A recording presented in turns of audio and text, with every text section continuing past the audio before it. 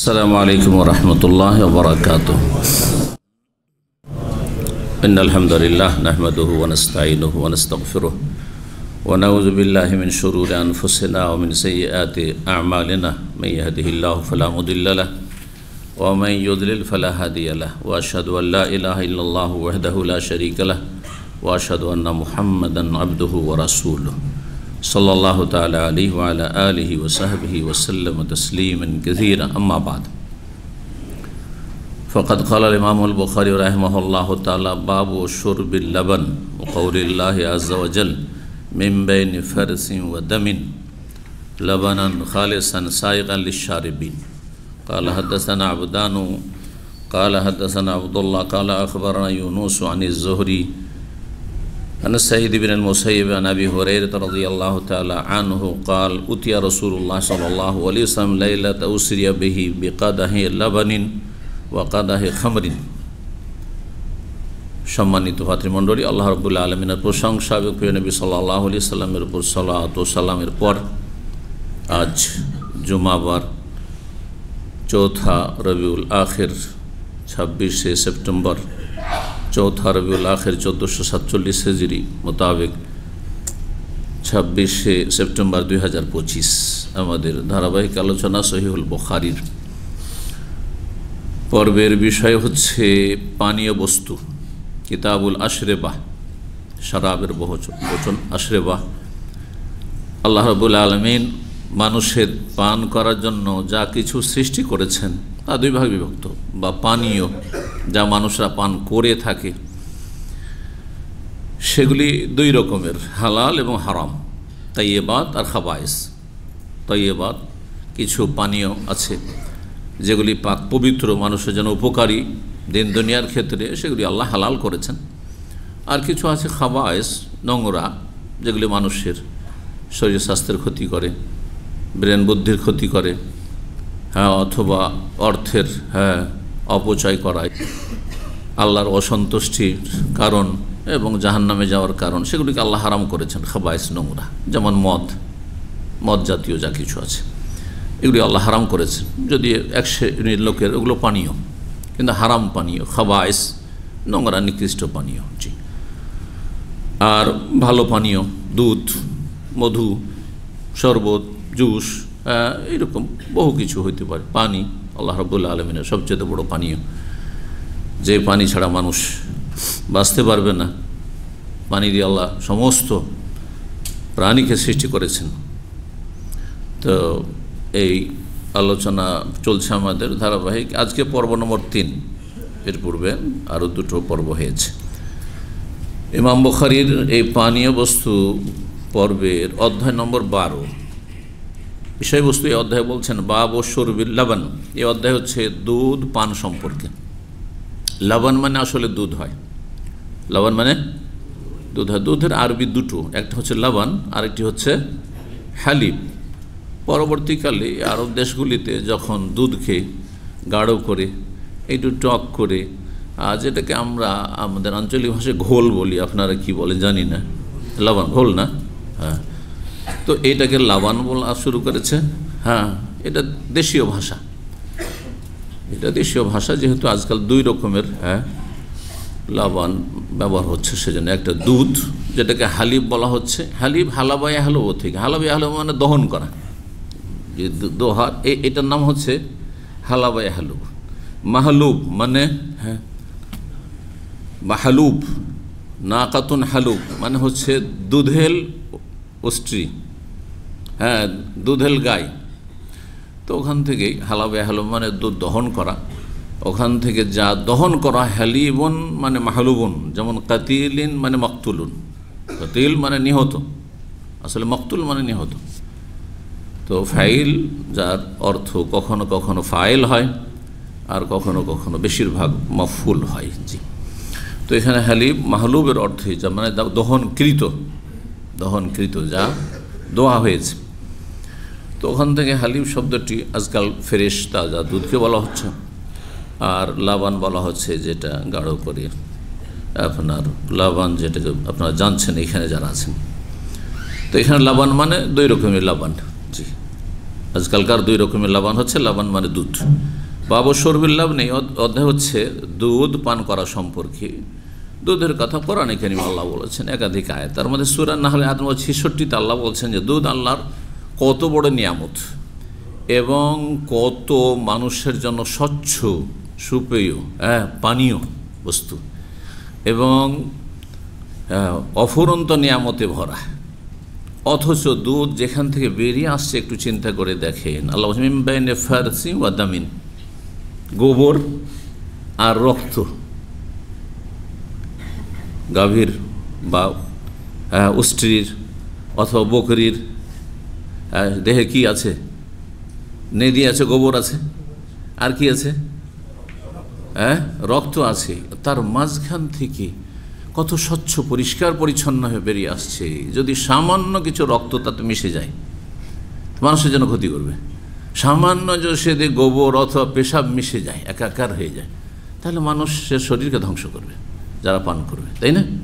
আল্লাহর কত বড় নিয়ামত যে যেগুলো মানুষের জন্য হারাম অথবা ঘৃণিত, নোংরা গোবর নেদি আর রক্তের ভিতর থেকে মাঝখান থেকে মিন বাইনি ফারসিন, ফারসিন মানে গোবর, গোবর এবং ওয়াদামিন রক্তের মাঝখান থেকে স্বচ্ছ পরিষ্কার পরিচ্ছন্ন হয়ে বেরিয়ে আসছে লাবানান খালিসান, স্বচ্ছ দুধ আল্লাহ তোমাদের জন্য তৈরি করছেন, সৃষ্টি করছেন।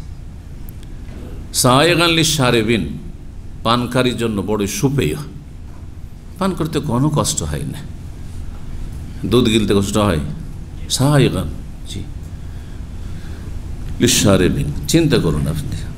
অথচ রক্ত তৈরি হচ্ছে খাদ্য পানীয় থেকে, যা কিছু খাচ্ছে, গবাদি পশু যা কিছু খাচ্ছে, ওটে গরুতে যা খাচ্ছে সেখান থেকে কি হচ্ছে? এই খাবার থেকে রক্ত তৈরি হচ্ছে, একটা অংশ রক্ত তৈরি হচ্ছে, ব্লাড যে তৈরি হচ্ছে আমাদের শরীরে এই খাবার থেকে। আর যে গোবর, নেদি পায়খানা, সেটা কোত্থেকে হচ্ছে? এই খাবার থেকে। খাবারে যেটা উচ্ছিষ্ট, সেটা নিকাশ হয়ে যাচ্ছে কিসের মাধ্যমে? আপনার পায়খানা অথবা গোবর নেদির মাধ্যমে অথবা পেশাবের মাধ্যমে। এটা শরীরের জন্য কোনো কাজের না, সেটাকে আলাদা বের করে দিচ্ছেন। ওর রাস্তা আলাদা, একেবারে ক্লিয়ার আলাদা হয়ে বেরিয়ে যাচ্ছে, কোনটা কারোর সাথে মিশে না। সুবহানাল্লাহ, চিন্তা করুন তো। অথচ সব কিছু এই পেটে যা কিছু পাকস্থলীতে খাবার যাচ্ছে দৈনন্দিন, মানুষের হোক অথবা অন্য প্রাণীর হোক, সব কিন্তু ও এখান থেকে তৈরি হচ্ছে, রক্তই তৈরি হচ্ছে ওখান থেকে। রক্তের মধ্যে কি গোবর টোবর মিশছে, পেশাব মিশে যাচ্ছে? মুশকিল। এই জন্য যাদের কিডনি ফেল হয় তারা বাঁচে না কেন? সমস্যা তখন এখানে হয়ে যায়। রক্তকে ফ্রেশ করতে পারে না তখন অন্য যেগুলো ক্ষতিকর জিনিস সেগুলো থেকে। আর দুধ, দুধ কি দিয়ে তৈরি হচ্ছে? এই যে খাবার। আপনি যদি বকরিকে খেতে না দেন, গাভীকে খেতে না দেন, আপনি যদি উটনিকে না খেতে দেন, তাহলে কি দুধ দেবে? দুধ শুকিয়ে যাবে। যেমন খাবার দেবেন তেমন দুধ হবে, দুধের আপনার বৃদ্ধি হবে বা ফলন হবে। তো আল্লাহর এটি বড় নিয়ামত যে এসব নোংরা নাপাক বস্তুর মাঝখান থেকে আল্লাহ দুধকে নির্গত করছেন, বের করে নিয়ে আসছেন খালিসান, নিখুঁত নির্ভেজাল, স্বচ্ছভাবে। কত রুচিকর, কোনো অরুচি লাগছে? এগুলো চিন্তা করেন, যদি এগুলো চিন্তা করতে লাগেন।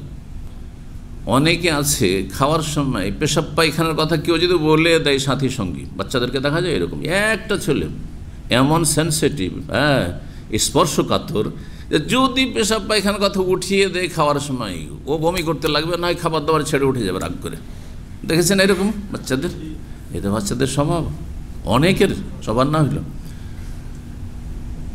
আপনি যদি এগুলো চিন্তা করেন যে দুধটা বেরিয়ে আসছে, আরে ওই তো রক্ত আর ওই পেশাব আর ওই গোবর ওর মাঝখান থেকে বেরিয়ে আসে না, কখনো যেমনটা হয় না যে অরুচি হয়ে যাচ্ছে দুধ খেতে গিয়ে, তা তো হচ্ছে না। সায়গান লিশারিবিন, পানকারীর জন্য কত সুপেয়, কত স্বাদের সাথে মজার সাথে আপনি আগ্রহের সাথে পান করছেন। আল্লাহ নিয়ামতের কথা আল্লাহ রাব্বুল আলামিন বর্ণনা করেছেন সূরা নাহলে, দুধের নিয়ামত।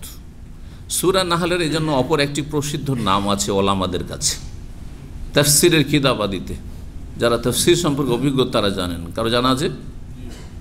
কে বলতে পারে? সূরাতুন নাম। মাশাআল্লাহ, আমাদের দার্সে নিয়মিত আসলে মাশাআল্লাহ সাধারণ লোক আলেম হয়েছে, আলহামদুলিল্লাহ।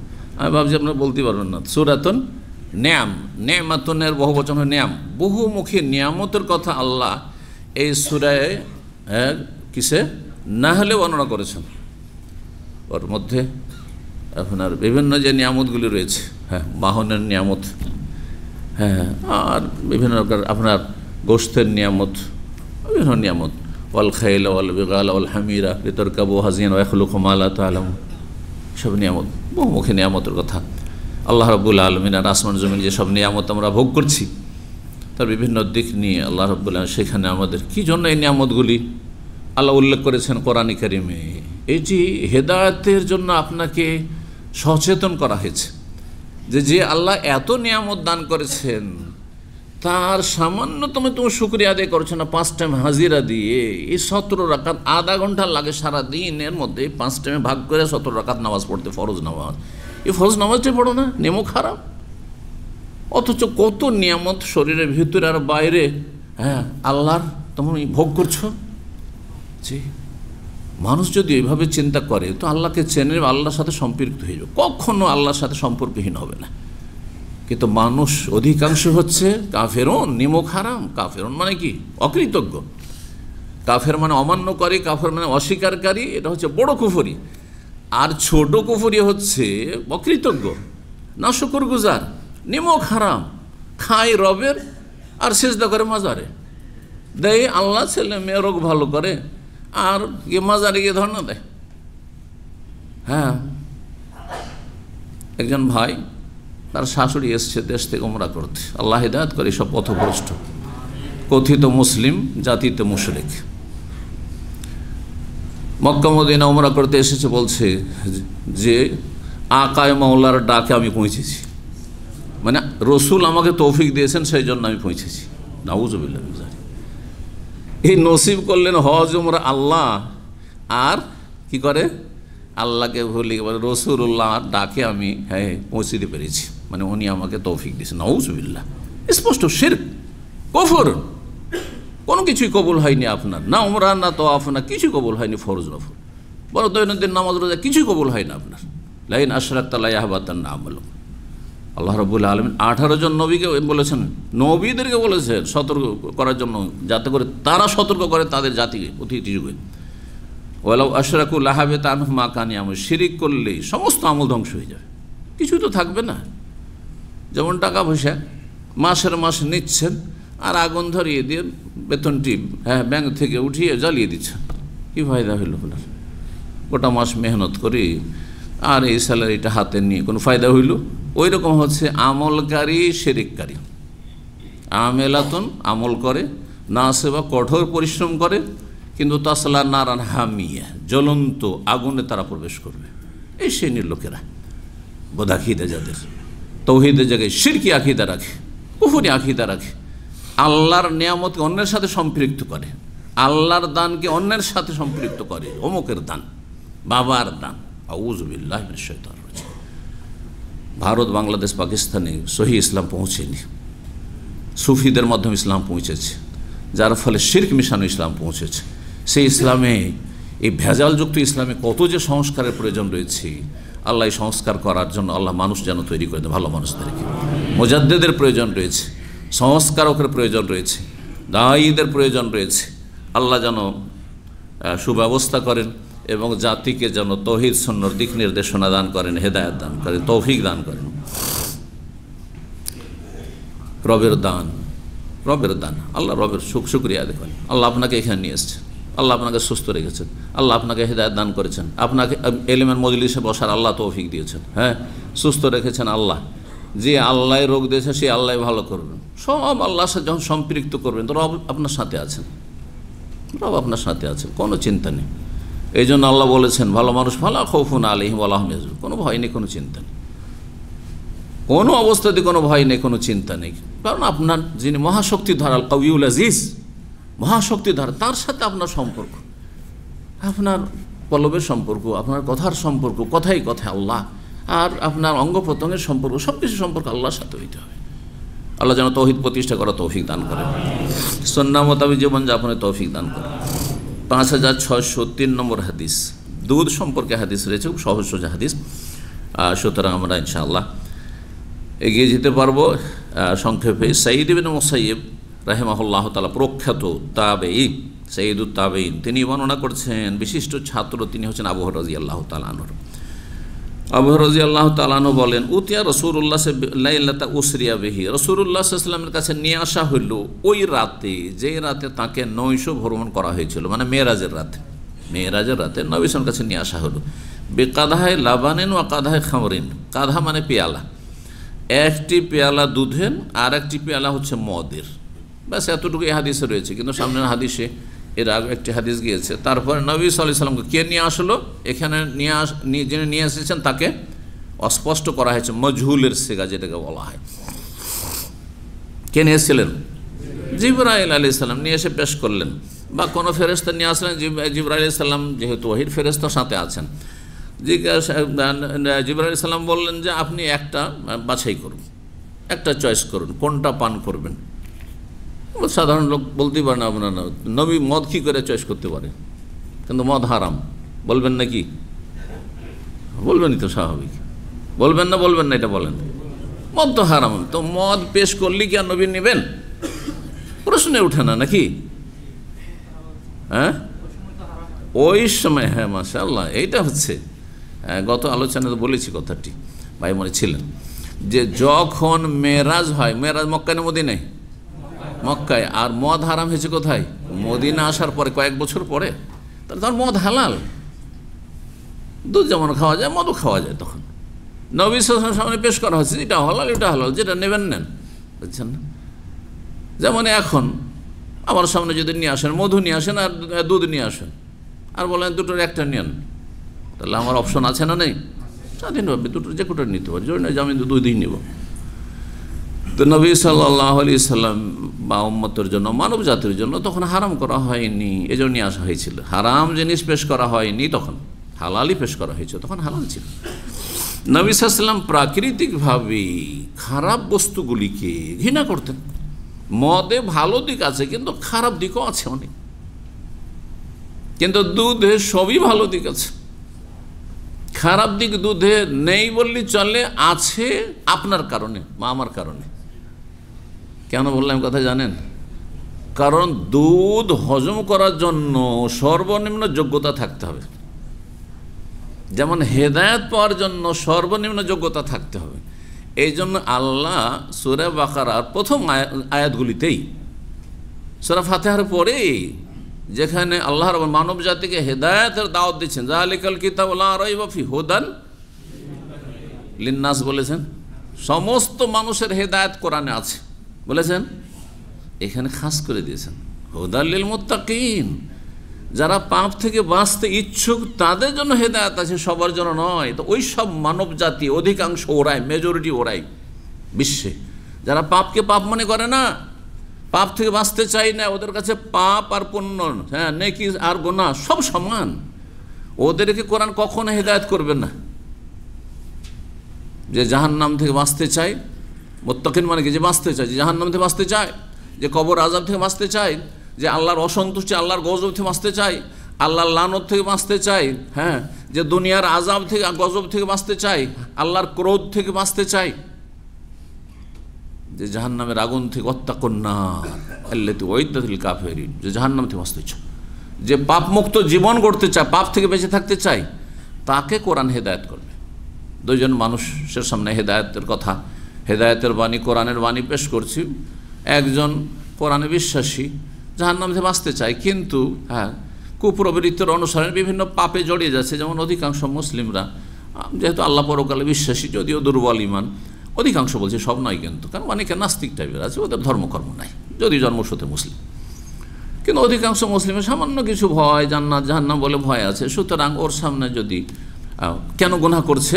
ও কুপ্রবৃত্তির অনুসারণে, কুপ্রবৃত্তির গোলাম হয়ে গেছে, হ্যাঁ, কিন্তু ভয় আছে তার, যে পাপের কিন্তু হ্যাঁ কুপরিণাম আমাকে ভোগ করতে হবে দুনিয়াতে আখিরাতে।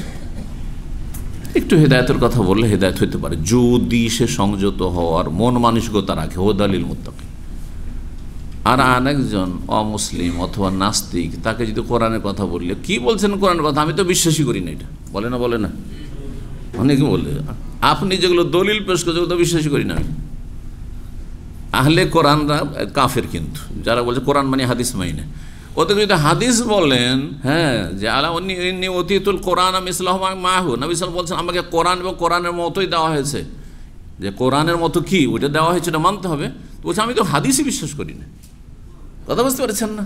তো ওকে তো আর কোরআন হেদায়েত করবে না, আর হাদিস ও নবীর সুন্নাহও হেদায়েত করবে না, ও জাহান্নামে যাবে। বুঝতে পারছেন? হুদালিল মুত্তাকিন, তাই কোরআন হেদায়েত করে। হেদায়েতের দুটো অর্থ হয়, এটা কেউ বলতে পারেন? হেদায়েতের দুটো অর্থ হয়, দেখি। হেদায়েত মানে রাস্তা দেখানো, সহজ করে দিই আরো বাংলা ভাষায়, আরবি না রেখে। হেদায়েত মানে রাস্তা দেখানো। তো রাস্তা দেখানো দুই রকম হয়। যে বলবে হাত তুলবে। হেদায়েতে নসিব, নসিব মানে না, ব্যাখ্যা বাংলায় বলতে, আমি বাংলায় জিজ্ঞেস করেছি। ও মাশাআল্লাহ, এক হেদায়েতের দলালা, আমি তো কে বুঝবে? দলালাকে অনেক গুমরাহি, দলালা দোয়াত দিয়ে বুঝিয়ে নেবে। হ্যাঁ, ব্যাখ্যা সুন্দর, হ্যাঁ, ক্লিয়ার হলো না, আমি সহজ ভাষায় করে দিই। হেদায়েতের দালালা, দাল্লায়াদুল্লাহ মানে রাস্তা দেখিয়ে দেওয়া, আর হচ্ছে গন্তব্যস্থানে পৌঁছিয়ে দেওয়া। কথা বলবেন ক্লিয়ার, যাতে বললে বুঝতে পারে মানুষ। একটা হচ্ছে রাস্তা দেখিয়ে দেওয়া, আর একটা হচ্ছে গন্তব্যস্থানে পৌঁছিয়ে দেওয়া। দুনিয়ার উদাহরণ দিয়ে বলি, একটা লোক আপনাকে জিজ্ঞাসা করছে নিচে, ভাই আমি একটু খোবার যাব অথবা রিয়াদ যাব, হ্যাঁ, তো আমাকে একটু রাস্তা দেখিয়ে দেন।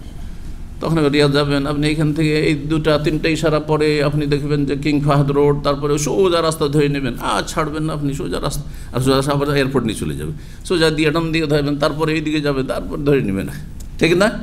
এইখানে দাঁড়িয়ে দাঁড়িয়ে বলে দিলেন, বা এখানে ভিতর ইসলাম সেন্টারে বসে বসে বলে দিলেন যে এই কয়টা সিগন্যাল পরে আপনি সোজা রাস্তা পেয়ে যাবেন। এটা হচ্ছে কি? রাস্তা বাতলিয়ে দেওয়া, দেখিয়ে দেওয়া, মানে দেখিয়ে দিল শুধু। আর হেদায়েতে তৌফিক হচ্ছে গন্তব্য স্থানে পৌঁছে দেওয়া। ভাবলেন যে আমি উপকার করি একটু ভালো করে, ওর সাথে নিলেন, চলেন আপনার গাড়িতে আমি চড়ে যাই, অথবা আমি সামনে গাড়ি নিয়ে যাচ্ছি, আপনি পিছনে ফলো করে আসেন, করি না আমরা অনেক সময় করি। আর তারপর হাইওয়ে উঠিয়ে দিয়ে বললেন যে আচ্ছা যাও, আমি চললাম ঘুরে। আর হারাবে সে, কারণ তাকে গন্তব্যস্থানে মোটামুটি পৌঁছিয়েই দিয়েছেন আপনি, রিয়াদ রোডে পৌঁছে দিলেন অথবা রিয়াদই পৌঁছে দিলেন আপনি, বুঝলেন? গাড়িতে চললেন, বলে আমারও কাজ আছে ভাই, চলেন আপনিও রাস্তা চেনেন না, একবার নিয়ে গিয়ে বাথাতে নামিয়ে বলে আমি গেলাম, ভাই আপনি এটা রিয়াজ। আর হারাবে তো কথা দূরে চলে গেল। ফিরে আসি, আল্লাহ কেন বললেন যে কোরআন, হ্যাঁ, মুত্তাকিনকে হেদায়েত করে, মানে মুত্তাকিন গন্তব্যস্থানে পৌঁছিতে পারে। কোরআন দিয়ে যে যা পাপ থেকে বাঁচার মন মানসিকতা আছে, সে গন্তব্য স্থানে পৌঁছিতে পারে। আমাদের গন্তব্য স্থান কি? জান্নাত। যার মন মানসিকতা আছে গুনাহ থেকে বেঁচে থাকবো, সে জান্নাতে পৌঁছিতে পারবে, গন্তব্য স্থানে পৌঁছে গেল কোরআন দিয়ে। কিন্তু কোরআন আর এক আয়াত আল্লাহ হচ্ছে হুদাল্লিন নাস ওয়া বাইয়িনাতিম মিনাল হুদা, সমস্ত মানুষকে কোরআন হেদায়েত করে, মানে রাস্তা দেখায়। যারা মানতেও চাই না, আমি ওহি মানি না, আমি এসব তোমাদের গ্রন্থে বিশ্বাসী না, কাফের, নাস্তিক, আমি ধর্মে বিশ্বাসী না, নাস্তিক, তাকেও কিন্তু কি করে? রাস্তা দেখায়। কিন্তু রাস্তা দেখালো, সে রাস্তা নিতে চাই না ওইভাবে, যেভাবে গাইড করা হয়েছে যে এতগুলি সিগন্যাল পার হয়ে তারপর এইভাবে যাবে, ও গাইড ফলো করলো না, পরে আবার গিয়ে হারিয়ে গেল সে, ঠিক না? এবার বুঝতে পেরেছেন কোত্থেকে কোথায় গেলাম, কি বলছিলাম? এখন আসল জায়গায় ফিরে আসেনি। মধু সবার জন্য কি না, মধুর কথা বলিনি, মদে ক্ষতি বেশি আছে, কিছু লাভ আছে আল্লাহ বলেছেন। দুধের কথা বলছিলাম, দুধ সবার জন্য উপকারী, অল্প কিছু লোকের জন্য উপকারী নয়। কার? যার মধ্যে ন্যূনতম যোগ্যতা নাই দুধ হজম করার, অর্থাৎ পেটের লিভার ফাংশন, পাকস্থলী দুর্বল, হ্যাঁ, দুধ খেলেও আমাশা ধরে নেবে, পাতলা পায়খানা ধরে নেবে, বুঝে না, দুধ খেয়ে না তুমি, কথা বুঝছেন? এই জন্য আল্লাহ বলেছেন যে কোরআন দিয়ে জালেম যারা, তাদের ক্ষতি আরও বৃদ্ধি পায়। ওয়ালা ইয়াজিদুজ জালিমিনা ইল্লা খাসারা। জালেমকে কোরআন যত শোনাবেন ওর গায়ের জ্বালা হবে, আর তত অস্বীকার করবে, তত গালমন্দ করবে, কোরআনকে গাল দেবে, আল্লাহকে গাল দেবে, রসুলকে গাল দেবে, দায়ীকে আলেমকে গাল দেবে, হ্যাঁ, লেখককে, ইসলামিক লেখককে গাল দেবে, সুতরাং তার ক্ষতি আরও বাড়তে আছে, কারণ তার ন্যূনতম যোগ্যতা নেই তার। হ্যাঁ, দুধ হজম করার মতো, বুঝতে পারছেন না? দুধ সবার জন্য উপকারী, কিন্তু আপনার জন্য ক্ষতি কেন? কারণ আপনার মধ্যে দুধ হজম করার যোগ্যতাই নেই, আপনি অযোগ্য। আপনি কোরআন দিয়ে কেন হেদায়েত পাচ্ছেন না? 5 ভাই, আপনি নামাজি হয়েছেন সহি আকীদায়, আর এক লোক মাজারপন্থী অথবা নাস্তিক কেন? কারণ কোরআন হজম করার ন্যূনতম যোগ্যতা তার মধ্যে নেই, অযোগ্য সে। কথা বুঝতে পেরেছেন? জি, আল্লাহ যেন বুঝার তৌফিক দান করেন শরীয়তকে, এবং আল্লাহর নাজিলকৃত বিধান শরীয়তকে আঁকড়ে ধরে থাকার তৌফিক দান করেন। 5604 নম্বর হাদিস। হাদিস বর্ণনা করছেন উম্মুল ফজল বিনতুল হারিস আব্বাস রাদিয়াল্লাহু তাআলা আনহু, রাসূলের চাচার স্ত্রী, মানে নবী সাল্লাল্লাহু আলাইহি ওয়াসাল্লামের চাচি। ইউহাদ্দিসু ওমায়ের হচ্ছে স্বাধীনকৃত গণ উম্মুল ফজলের, সে বর্ণনা করেছে তার মনিব বা মালিকনি থেকে, উম্মুল ফজল থেকে। তিনি বলছেন শাক্কান নাসু ফি সিয়ামে রাসূলিল্লাহ সাল্লাল্লাহু আলাইহি ওয়াসাল্লাম ইয়াউম আরাফা। আরাফায় নবী সাল্লাল্লাহু আলাইহি ওয়াসাল্লাম অবস্থান করেছিলেন। কয়টি হজ করেছেন নবী সাল্লাল্লাহু আলাইহি ওয়াসাল্লাম? একটি মাত্র হজ করে, যে হজের নাম হচ্ছে হাজ্জাতুল ওয়াদা বা হাজ্জাতুল ওয়েদা। আপনি ফাতা দিয়ে পড়তে পারেন, জবর দিয়ে, আবার কাসরা দিয়ে ওয়েদাও পড়ে। ওয়েদা মানে বিদায়, আর ওয়াদা মানে হচ্ছে বিদায়। তো নবী সাল্লাল্লাহু আলাইহি ওয়াসাল্লাম সাহাবায়ে কেরামদেরকে ওই হজের মাধ্যমে বিদায় করেছেন, লা আলকাকুম বাদা আমিম হাজা, সম্ভবত আর আগামী বছরে তোমাদের সাথে দেখা হবে না, যা শিখার শিখে নাও। তো আরাফা ময়দানে ছিল রাসূলুল্লাহ সাল্লাল্লাহু আলাইহি ওয়াসাল্লাম। আরাফার দিনে হাজী সাহেবগণ যখন আরাফা অবস্থান করছেন 9 তারিখে, সেদিন তাদের জন্য রোজা রাখা সুন্নত না সুন্নত নয়? সুন্নত নয়। আর একটা প্রশ্ন করি, জায়েজ না জায়েজ নয়? দুটোর উত্তর কিন্তু আলাদা হবে। হ্যাঁ, সুন্নত নয়, কিন্তু কেউ যদি মনে করে যে আমি স্ট্রং, আমি এমনি 3 দিন 4 দিন ওয়াটার ফাস্টিং করি, আজকাল ওয়াটার ফাস্টিং করছে অনেকে, কিন্তু 3 দিন 4 দিন 72 ঘন্টা আপনার শুধু পানি খেয়ে থাকছে, তো আমি পারবো, তাহলে তার জন্য হারাম না? হারাম না, হারাম না জায়েজ হচ্ছে 5 দিন রোজা রাখা। আরাফা দিন তার মধ্যে নেই, ঈদুল ফিতর, ঈদুল আজহা আর আইয়ামে তাশরিক 11, 12, 13 জিলহজ, তাহলে ওর মধ্যে পড়লো না আরাফা দিন। যখন পড়লো না, তাহলে সুন্নত না হলেও কেউ যদি মনে করে যে আমি নিজের মধ্যে শক্তি অনুভব করছি, আমি রোজা রাখতে পারবো, আরাফায় আমি হজও করব আর আমি রোজাও রাখতে পারবো, তাহলে তার জন্য জায়েজ। কিন্তু সুন্নত যেহেতু নয়, সেজন্য উত্তম নয়, বরং আপনি আরও স্ট্রং থাকেন, অ্যাক্টিভ থাকেন ইবাদত বন্দেগীর জন্য। আপনার এই দিনের রোজার চাইতে বেশি সব আপনার এখানে দোয়া জিকির আজকারে, ইবাদত বন্দেগীতে মশগুল থাকায় এবং মেহনত পরিশ্রম করায়। বুঝতে পেরেছেন? তো এই হচ্ছে মাসলা। তো সাহাবায়ে কেরাম সন্দেহ হলে যে নবী আমাদের মধ্যে সবচেয়ে বেশি শক্তিশালী, তো হতে পারে যে তিনি আরাফা রোজাও রাখছেন, কারণ আরাফা রোজা রাখলে 2 বছরের গুনাহ মাফ হয়, হাদিসে রয়েছে। তো নবী সাল্লাল্লাহু আলাইহি ওয়াসাল্লাম এত ফজিলত জিনিস হয়তো ছাড়বেন না মনে হয়। কেউ বললো যে নবী সাল্লাল্লাহু আলাইহি ওয়াসাল্লাম রোজায় আছেন, আবার কিছু লোক বললো যে রোজা নেই। স্বাভাবিক মানুষের স্বভাব হচ্ছে কী করা? দ্বিমত করা। তবে যে কোনো ইস্যু উঠিয়ে দেন, 2 দলে ভাগ হয়ে যাবে। আর আমাদের জাতি হলে তো বলতে হবে না, সবাই মুফতি। একসময় বাংলাদেশি হোটেলগুলিতে শিখতে 2005 পর্যন্ত বসেছি, তারপর ওগুলো ধারে কাছে যায়নি। কত বছর এদিকে হাঁটিনি, আল্লাহ জানে। তো যাই হোক, গাড়িতে হয়তো আশপাশ দিয়ে যাচ্ছি। তো যাই হোক, এসব জায়গায় সবাই মুফতি, কিন্তু আমাদের জাতিটা মাশাআল্লাহ ফতোয়াতে কেউ কম বেশি না, হ্যাঁ সবাই সমান। জি, তো আল্লাহ হেদায়েত করুক। জাহালাতের সাথে ইসলাম সম্পর্কে কথা বলা কাবিরা গুনাহ। অজ্ঞতার সাথে জাহেল ব্যক্তি ইসলামের দলিল জানে না, উৎস জানে না যে কোন আয়াত কোন হাদিসের ভিত্তিতে কথা বলছি, কাবিরা গুনাহ, শিরকের সমতুল্য গুনাহ। আল্লাহ তাআলা বলেছেন ওয়ান তাকুলু আলাল্লাহি মা লা তা'লামুন। কিন্তু এই অপরাধগুলি মানুষ করে, অপরাধকে অপরাধী মনে করে না। বুফিয়াতে বসে যান, আর আপনি চায়ের দোকানে বসে যান, হ্যাঁ বাঙালিদের, অথবা হোটেলে বসেন, দেখবেন যে হইচই চলতি আছে। বাঙালি হোটেল বা ইন্ডিয়ান হোটেল, এগুলো হোটেল, আর আরবি হোটেলে পার্থক্য বুঝেছেন কেউ? কি পার্থক্য? মানে মাছের মার্কেট, মাছ কেনা বেচা চলছে এখানে, মাছ মার্কেট, হই হই হই হই। আর আরবি হোটেলে শান্ত, কোনো সাউন্ড নেই, কোনো সাউন্ড নেই। ওই এটা দাও, ওই ঝোল দাও, হ্যাঁ জিম্মা রাখ, আছে কিচ্ছু নাই। কিন্তু এই জন্য আরবি হোটেল মানুষ, ভদ্র মানুষ বসতে পারে। তো যাই হোক, 2005 তারপরও কিছু ঘনিষ্ঠ, তখন প্রথম দিক ছিল, 2-1টা হোটেলে গিয়েছি। তো আমি চুপচাপ, আমি তো কথা কম বলি, এমনি তো প্রয়োজন বক্তব্য আসলে না হয় কথার উপর কথা বেরিয়ে চলে যাচ্ছে, কিন্তু আমি তো বাইরে তো অত বেশি কথা বলি মানুষের সাথে। তো যাই হোক, শুনতাম শুধু ফতোয়াই চলছে। একজন বললো যে এটা জায়েজ, কে বললো জায়েজ? না জায়েজ না, এটা কথা বলছেন। তো আল্লাহ হেদায়েত করুক।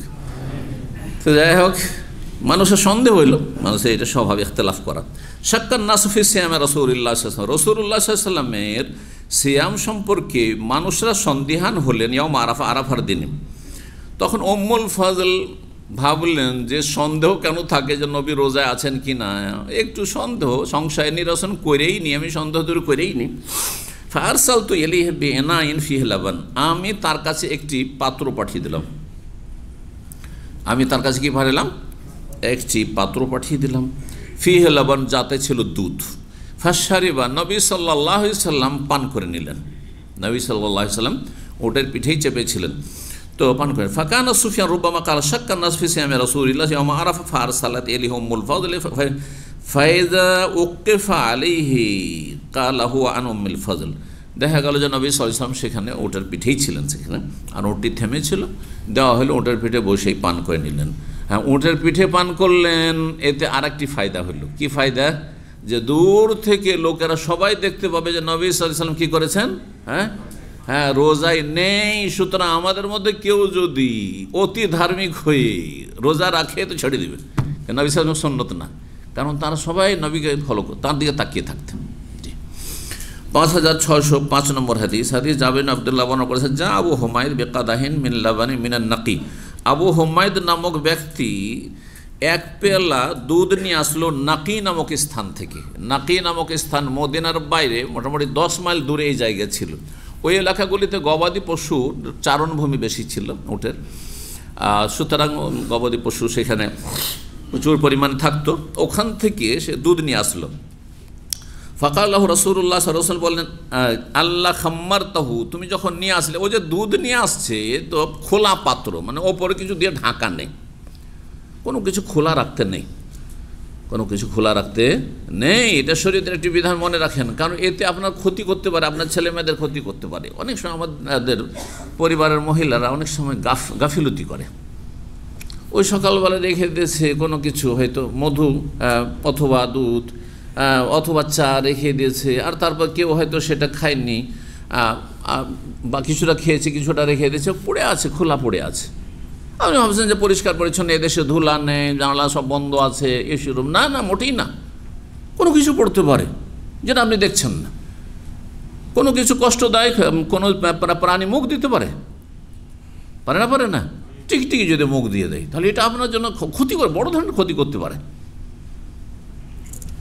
এমন মাছি বসে গেল, যে মাছি পায়খানাতে বসে এসছে, সে মাছি সেইখানে বসে গেছে, ক্ষতি করবে এসব জিনিসগুলো, চিন্তা করতে। তাছাড়াও জিন শয়তান আছে, জিন শয়তানে ক্ষতি করতে পারে, কারণ ঢাকা জিনিস জিন শয়তান খোলে না, দিশে রয়েছে, দেখিয়ে দেন, জিন শয়তানের কোনো আশঙ্কা নেই।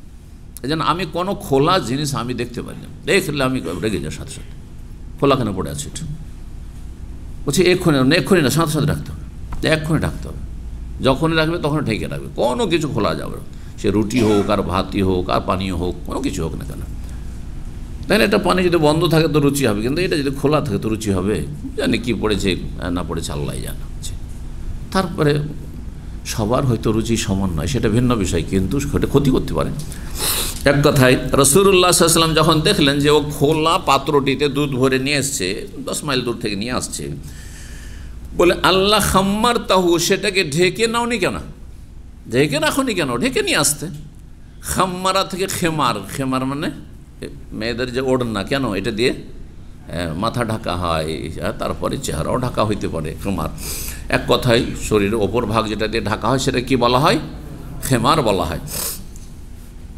ওয়ালাউ আন তারিজ আলাইহি হুদান, যদি কিছুই না থাকতো তো তার উপরে একটি কাঠ তক্তায় রেখে দিতে, কোনো একটা কাঠই রেখে দিতে, কিচ্ছু নেই, কাঠ রেখে দিতে। আজ ধরেন একটা গ্লাস ঢাকার জন্য একটা প্লেট দরকার, অথবা একটা থালা দরকার, থালা নেই, প্লেট নেই, কিছুই নেই, একটা কাগজ আছে, পেপার আছে, পেপারটা ঢেকে নেয়,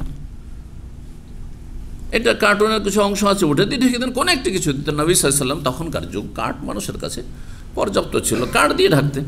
5606 নম্বর হাদিস বর্ণনা করেছেন জাবের রাদিয়াল্লাহু তাআলা আনহু। তিনি বলেন যে আবু হুমায়দ আসলেন, রাজুল মিন আনসার, জনৈক আনসারি ব্যক্তি, মিনান নাকি নামক স্থান থেকে, বেএনাইন মিন লাবানিন, দুধের একটি পাত্র নিয়ে, কার কাছে? নবী সাল্লাল্লাহু আলাইহি ওয়াসাল্লামের কাছে।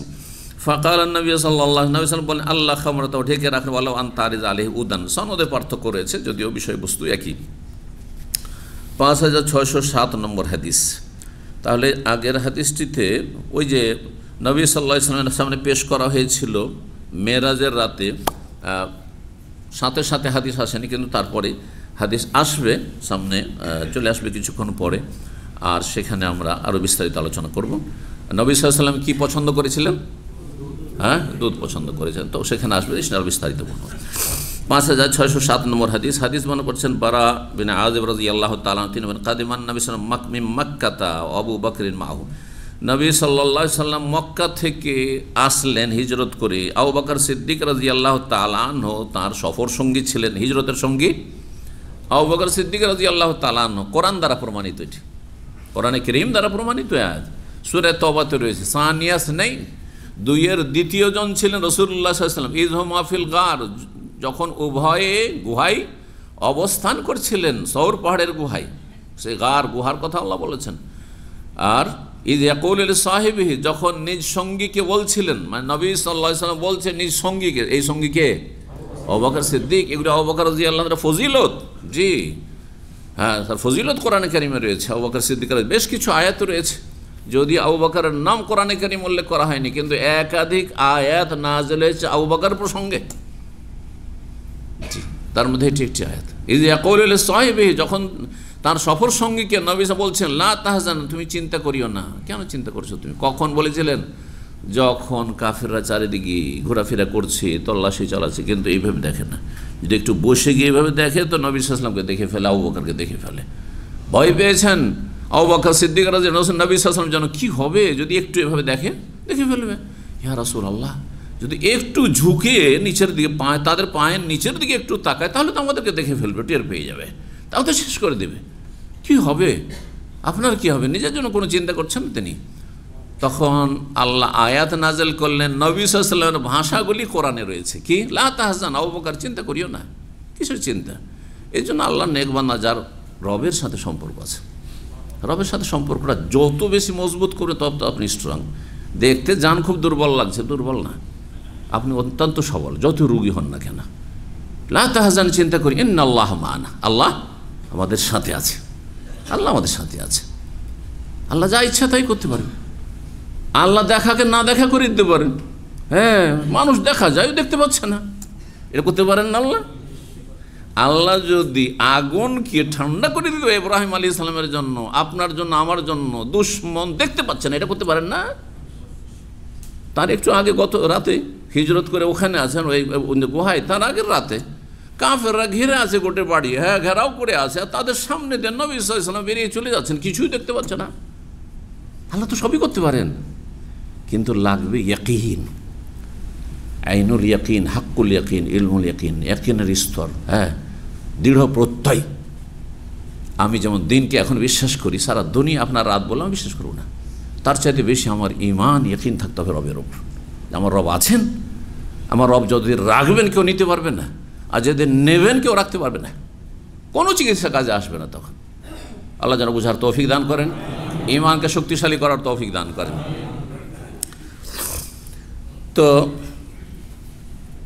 গুহা থেকে বেরিয়ে যখন আপনার সাগর তীরবর্তী এলাকা দিয়ে, যেটা মানুষ সাধারণত সচরাচর মক্কা থেকে মদিনা ওই পথে আসে না, কারণ সচরাচর যে রাস্তা, সেই রাস্তায় তো মানুষের তল্লাশি বেশি থাকবে কাফেরদের, কারণ 100 উটের পুরস্কার। তো অপ্রসিদ্ধ রাস্তা দিয়ে আসছিলেন, আবু বকর সিদ্দিক রাদিয়াল্লাহু তাআলার সঙ্গে ছিলেন। আবু বকর বললেন মারান্না বির-রাইন, আমরা এক রাখালের পাশ দিয়ে অতিক্রম করছিলাম। ওয়াকাদ আতেশা রাসূলুল্লাহ, সেই সময় রাসূলুল্লাহ সাল্লাল্লাহু আলাইহি ওয়াসাল্লাম খুব বেশি পিপাসিত হয়েছেন। দুধের নিয়ামতের একটি বৈশিষ্ট্য হচ্ছে এতে খাবারের কাজ হয়ে যায়, আর পিপাসাও দূরীভূত হয়, এটা অন্য খাবার সাধারণত হয় না। এই জন্য দুধের জন্য বিশেষ দোয়া শিখিয়েছেন, দুধ পান করি পড়া, হাদিস আবু দাউদে রয়েছে, তিরমিজিতে রয়েছে, ইবনে মাজাহ মুসনাদ আহমদে রয়েছে, আল্লামা আলবানী তার কয়েকটি কিতাবে সিলসিলা সহিহা, সহিহুল জামে, এগুলোতে হাদিসটিকে হাসান বলেছেন, আমলযোগ্য হাদিস। দোয়ায়ের আগে বহুবার বলেছি, বলতে পারেন কেউ দুধ পান করার পরে আল্লাহ বারিক লানা ফিহে ওয়া জিদনা মিনহু, আল্লাহ বেশি দাও। কিন্তু আপনি কখনো যতই ভালো খাবার হোক না কেন দুনিয়ার, কখনো আল্লাহ আরও বেশি দাও, আরও বেশি বেশি যাতে করে কাবসা খেতে পাই, হ্যাঁ, আরও বেশি বেশি যাতে করে উটের গোস্ত খেতে পাই, আরও বেশি বেশি যাতে করে ইলিশ মাছ খেতে পাই, না কোথাও নেই। কিন্তু দুধের ক্ষেত্রে শুধু আছে, এমনকি মধুর ক্ষেত্রে নয় যে ওয়াজিদ নামিন, আল্লাহ আরও বেশি বেশি মধু। কারণ বেশি বেশি দুধ খাওয়া ক্ষতি না, কারণ দুধ খেয়ে আপনি দিনের পর দিন আপনি অতিবাহিত করছেন, কিন্তু বেশি যদি আপনি মধুও খেয়ে নেন তারও তো সুগার আছে, যদিও তার ক্ষতির পরিমাণ কম, তারপর তো তাতে সুগার আছে না নাই? তো সুগার যেমন কমলেও ক্ষতি, তেমন খুব বেশি হয়ে গেলেও ক্ষতি। জি, সুস্থ মানুষ অসুস্থ হয়ে যেতে পারে। জি, তো মধু পান করেও বলবেন আল্লাহ বারিক লানা ফি ওয়া আত'ইমনা খায়রুন, এর চেয়ে ভালো দাও। আচ্ছা, মধুতে শিফাউন লিন্নাস আল্লাহ কোরআনে বলছেন, তাতে রোগ, রোগের আরোগ্য রয়েছে, রোগের চিকিৎসা। তো বলছে রাসূলুল্লাহ সাল্লাল্লাহু পিপাসিত হয়েছেন। কাল আবু বকর সিদ্দিক রাদিয়াল্লাহু বলছেন, ফাহালাবতু কুসবাতাম মিন লাবানিন ফি কাদাহিন, আমি অল্প পরিমাণ যতটা হয় আর কি, ছোট্ট পাত্র ছিল, একটি পাত্রে দুধ দহন করলাম। হালাবতো, নিজে দহন করে, এই যে হালাবতো থেকে, হালাবা থেকে হালিব। ফাশারিবা, তারপর রাসূলুল্লাহ সাল্লাল্লাহু আলাইহি সাল্লাম পান করলেন। হাত্তা রাজিতু, যখন নবী সাল্লাল্লাহু আলাইহি সাল্লাম তৃপ্তির সাথে দুধটা পান করলেন, আমি খুশি হয়ে গেলাম। দেখেন, যে যাকে ভালোবাসি নিজে না খেয়ে তাকে খাওয়াইলেই তাতে বেশি তৃপ্তি হয়।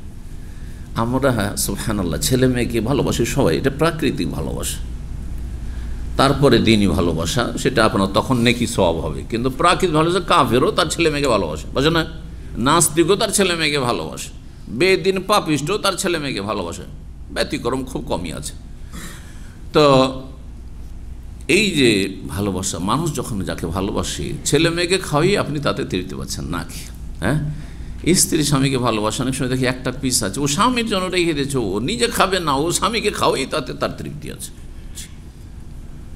তো মানুষ যে যাকে ভালোবাসে, আর নবীর সঙ্গে ভালোবাসা আল্লাহর পরে সবচেয়ে বেশি ভালোবাসা, নিজের জীবন চাইতে বেশি ভালোবাসা। আর রাসূলুল্লাহ যে ভালোবাসা আবু বকর সিদ্দিক রাদিয়াল্লাহু আনহু অন্তরে, সেটি আমাদের জন্য আদর্শ। আমি নবীকে পান করিয়ে খুশি হয়ে গেলাম, রাদিয়াতু, সন্তুষ্ট হয়ে গেলাম যে আমি নবীকে এই পিপাসার অবস্থায় একটু দুধ এই রাখাল সামনে পেলাম, আর তার কাছ থেকে বা তার গবাদি পশু থেকে দুধ দহন করে আমি পান করাইতে পারলাম। ওয়া আতানা সুরাকা ইবনে জওশম, আর সেই সময় সেই মুহূর্তে সুরাকা বিন মালিক বিন জওশম, এখানে সংক্ষেপ করেছে, সুরাকার বাপের নাম ছিল মালিক, দাদার নাম ছিল জওশম।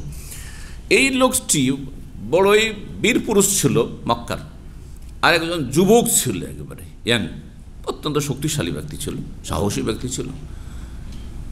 তার কুফরের অবস্থায় সে লোভ সামলাতে পারেনি, তল্লাশি কমে গেছে, তারপরও সে তল্লাশ করতে করতে এই অপরিশুদ্ধ রাস্তা, যে রাস্তাতে সাধারণত মক্কা থেকে কেউ মদিনা আসে না, ওখানে কাছে চলে এসছে।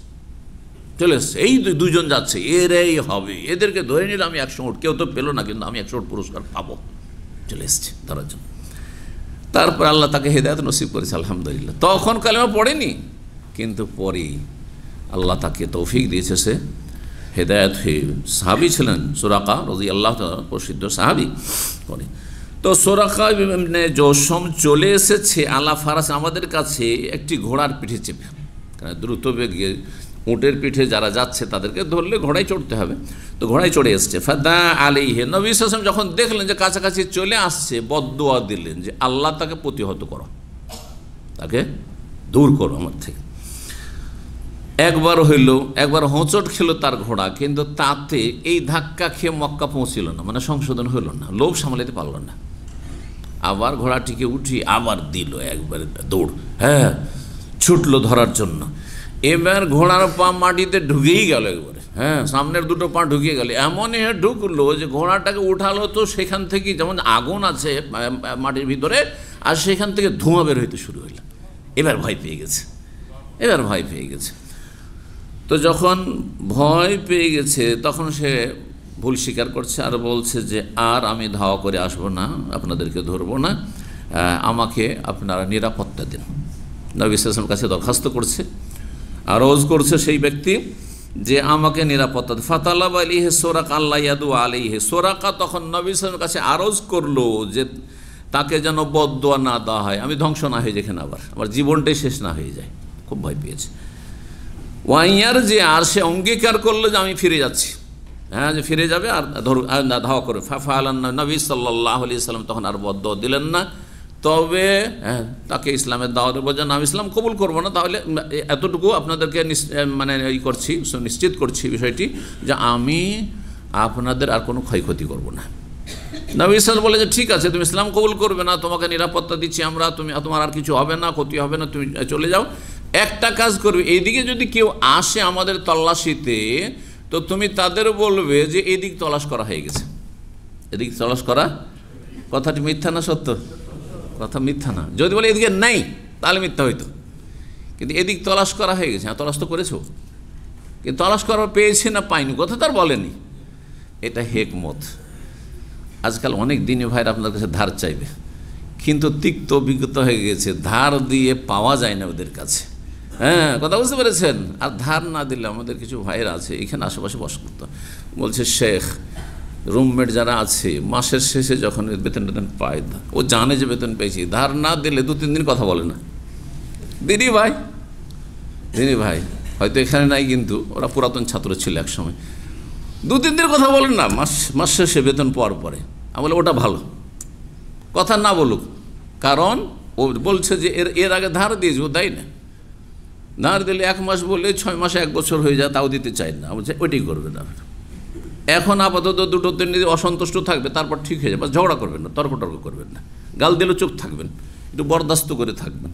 হ্যাঁ, ঝামেলা বেশি হবে না। কিন্তু ধার দেওয়ার পরে যখন টাকা দিবে না, আর তখন কিছু বাদাবাদি হবে, তখন কিন্তু সম্পর্ক চিরতরে একবারে ছিন্ন হয়ে যাবে। তো ওর চাইতে ভালো সাময়িক মাসিক 2 দিন 1 দিন মনটা খারাপ থাকছে, তারপর আবার স্বাভাবিক হয়ে যাচ্ছে। বুঝতে পারছেন না? তো এই ক্ষেত্রে আমি আপনাদেরকে কৌশল অবলম্বন করতে বলবো। খারাপ লোকদের ক্ষেত্রে, ভালো লোকের ক্ষেত্রে ভালো লোকের উপকার করবেন, ভালো মানুষের উপকার করবেন, কিন্তু ভালো মানুষ পাওয়াই মুশকিল। আজকে ভালো মানুষ পাওয়াই মুশকিল, বড়ই বিরল হয়ে গেছে। আল্লাহ হিদায়াত দান করুন। অনেকের দেখছি আকীদা মাশাআল্লাহ পাক্কা, ইবাদত বندگی তো পাক্কা মাশাআল্লাহ, আমাদের আগে মসজিদে এসে হাজির মাশাআল্লাহ, প্রথম কাদের সবসময় নামাজ পড়েন, কিন্তু টাকা পয়সার ব্যাপারে কেন এত দুর্বল হয়ে যায়? হ্যাঁ, পার্টনারশিপ ব্যবসা করতে গিয়ে এত ইমান দুর্বল হয়ে যায়, ওখানে কেন পয়সার গোলাম হয়ে যাচ্ছেন আপনি? ওইটা বড় ইমানের জোর লাগবে সেখানে। কিন্তু শুধু আপনার এই আকিদা সহি আকিদার এইসব আপনার স্লোগান দিয়ে আর আপনার এই মুসল্লি হয়ে কাজ হবে না, এর সাথে ওটা হইতে হবে অবশ্যই। 1 নম্বরে আকিদা, তারপরে তার সাথে 5 ওয়াক্ত সালাত হইতে হবে, কিন্তু এতটুকু যথেষ্ট নয়, বরং আখলাক, চরিত্র, লেনদেনটা যেন ঠিক থাকে। কেন একটা পয়সা আপনার কাছে কারো থাকবে? আপনি যেমন আপনার পয়সাটাকে কাজে লাগাতে চান, তার কি কাজে লাগার প্রয়োজন নেই?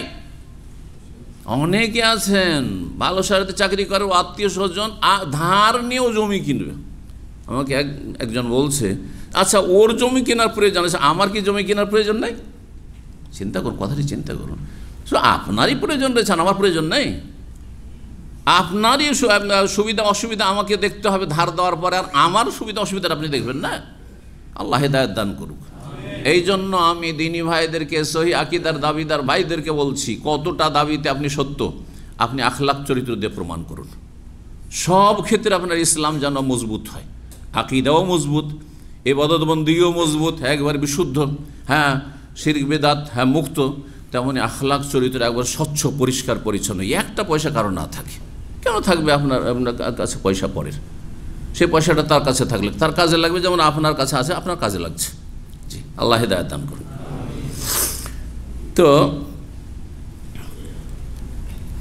5608 নম্বর হাদিস, আবু হুরায়রা রাদিয়াল্লাহু তাআলা আনহু বর্ণনা করছেন, আন্না রাসূলুল্লাহ সাল্লাল্লাহু আলাইহি ওয়াসাল্লাম, রাসূল বলেন, নেমা সাদাকাতু আল-লিকহাতু, উত্তম সাদাকা, যুগোপযোগী সেই যুগে।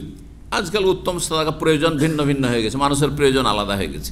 আজকাল কাউকে যদি দুধ পান করতে দেন, অথবা দুধ পানের জন্য একটা যদি গাভী দিয়ে দেন বা বকরি দিয়ে দেন, কোনো গুরুত্ব দেবে না, কিন্তু একটা কার দিয়ে দেন হাদিয়া, হ্যাঁ অথবা একটা গরিবকে একটা গাড়ি দিয়ে দেন, আপনি সেকেন্ড হ্যান্ডই হোক, হ্যাঁ ফ্রি দিয়ে দেন, ভাই আমার কাছে দুটো গাড়ি আছে, দরকার নেই পড়ে আছে, তুই দিলাম, কত খুশি হবে। ওকে তো বলে তোমাকে একটা ছাগল দিলাম বা একটা মুটি দিলাম, খুশি হবে? তো যুগ হিসাবে আর কি, ওই যুগের জন্য বলা হয়েছে, আপনাকে এটা খেয়াল রাখতে হবে। নেমা সাদাকাত, উত্তম সাদাকা দান খেরাত হচ্ছে আল্লিখাতু। আল্লিখা মানে হচ্ছে দুধেল উষ্ট্রি, হ্যাঁ দুধেল উটনি, যে উট কি করছে, দুধ দিচ্ছে, মানে আপনি পেতেই আপনি প্রতিদিন শুরু হয়ে গেল, আপনার ইনকাম করলে ইনকাম শুরু হয়ে গেল, দুধ বিক্রি করলে আর দুধ খেলে আপনার দুধ খেতে পারছেন আপনি। এই জন্য দুধেল গায়ের মূল্য বেশি, আমাদের দেশেও দুধেল গায়ের মূল্য বেশি। আসাফিও মিনহাতান, যেই দুধেল উষ্ট্রি কি করে, খুব বেশি পরিমাণ দুধ দিতে পারে। নেমা সাদাকা, এটি হচ্ছে উত্তম সাদাকা দান হিসাবে। মিনহাতুন মানে দান হিসাবে, কাউকে যদি আপনি দান করতে চান, যে আমার কাছে মেলা গরু আছে, অথবা উট আছে, অথবা বকরি আছে, আর বকরির দুধ খাওয়ার জামানা, ওই জামানাটা বকরির দুধ খাওয়ারও ছিল, অনেকে বকরির দুধ খেয়েই বাঁচত আর খেজুর খেয়ে বাঁচত, তো আমার মেলাগুলো আছে, একটা দিয়ে দিলাম একটা গরিবকে। ওয়াসাতু সাফি, আর এমন বকরি যা সাফি ও মিনহাতান, যে দুধেল মানে খুব বেশি পরিমাণ দুধ দিতে পারে। একটা বকরি আছে অল্প দুধ হয়, আর একটা বকরি আছে যার বেশি দুধ হয়। অনেক আমাদের দেশে গাভী দেখা গেছে, দেশীয় গাভীগুলো 1 লিটার হয়তো দুধ হচ্ছে, কিন্তু বিদেশি যেসব গাভী রয়েছে, আপনার গাই রয়েছে, সেগুলি 5 লিটার 6 লিটার 10 লিটার দুধ, তারও বেশি হতে পারে, অথবা দেশির মধ্যে কম বেশি আছে। তো যত বেশি দুধ হবে তত বেশি উত্তম সাদাকা হবে। এক কথা ফায়দার বিষয়টি, আপনি যেই জিনিসটি দিচ্ছেন সেটি বেশি ফায়দার কিনা।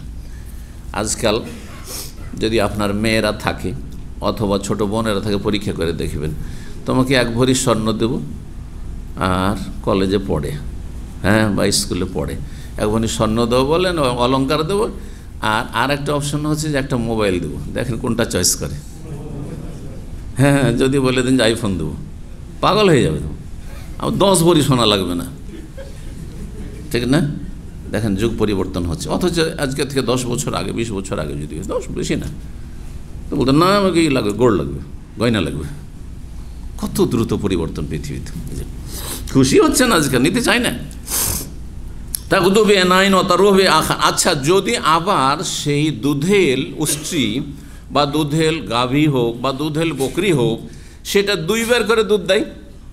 আমরা ছোটোকালে বাড়িতে কিন্তু গাই পুষেছি, এই জন্য জানি এগুলো, যে কিছু কিছু গায়ের 2 বার করে দুধ দহন হইতো। সকালবেলা একবার দুহিয়ে নিল, আবার সন্ধ্যাবেলা আর একবার দুইছে, সকালে হয়ে গেলো 1-2 লিটার, আবার সন্ধ্যাবেলা তো হচ্ছে, আরও ফায়দা হয়ে গেল, 2 বার করে হচ্ছে। 5609 নম্বর হাদিস বর্ণনা করেছে ইবনে আব্বাস রাদিয়াল্লাহু তাআলা আনহু, তিনি আন্না রাসূলুল্লাহ সাল্লাল্লাহু আলাইহি ওয়াসাল্লাম, নবী সাল্লাল্লাহু আলাইহি ওয়াসাল্লাম একবার দুধ পান করলেন, ফামাজমাজা, তারপরে পানি দিয়ে কুলি করলেন, আর বললেন কেন কুলি করলাম, ইন্না লাহু দাসমান, সালাত পড়তে হবে, নামাজ পড়তে হবে, আর মুখটা আঠা আঠা হয়ে থেকে যায়। সুতরাং ইন্নাল্লাহ বললেন যে আমি এই জন্য কুলি করলাম, যদিও ওয়াজিব নয়, জরুরি নয়, কিন্তু কুলি কারণ হচ্ছে যে এই দুধের তৈলাক্ততা আছে। দুধে কি আছে? তৈলাক্ততা আছে, তেল তেল ভাব, আঠা আঠা ভাব আছে। আজকাল অনেকে চা খেয়ে সাথে সাথে মসজিদে চলে নামাজ পড়ার জন্য চলে গেলেন, দেখেন মুখটা আঠা আঠা হয়ে থাকবে। একটু কুলি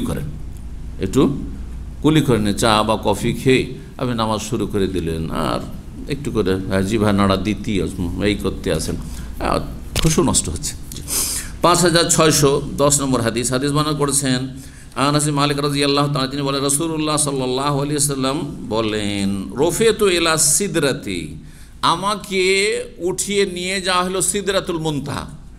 সিদরাতুল মুনতাহা কোন আকাশে আছে?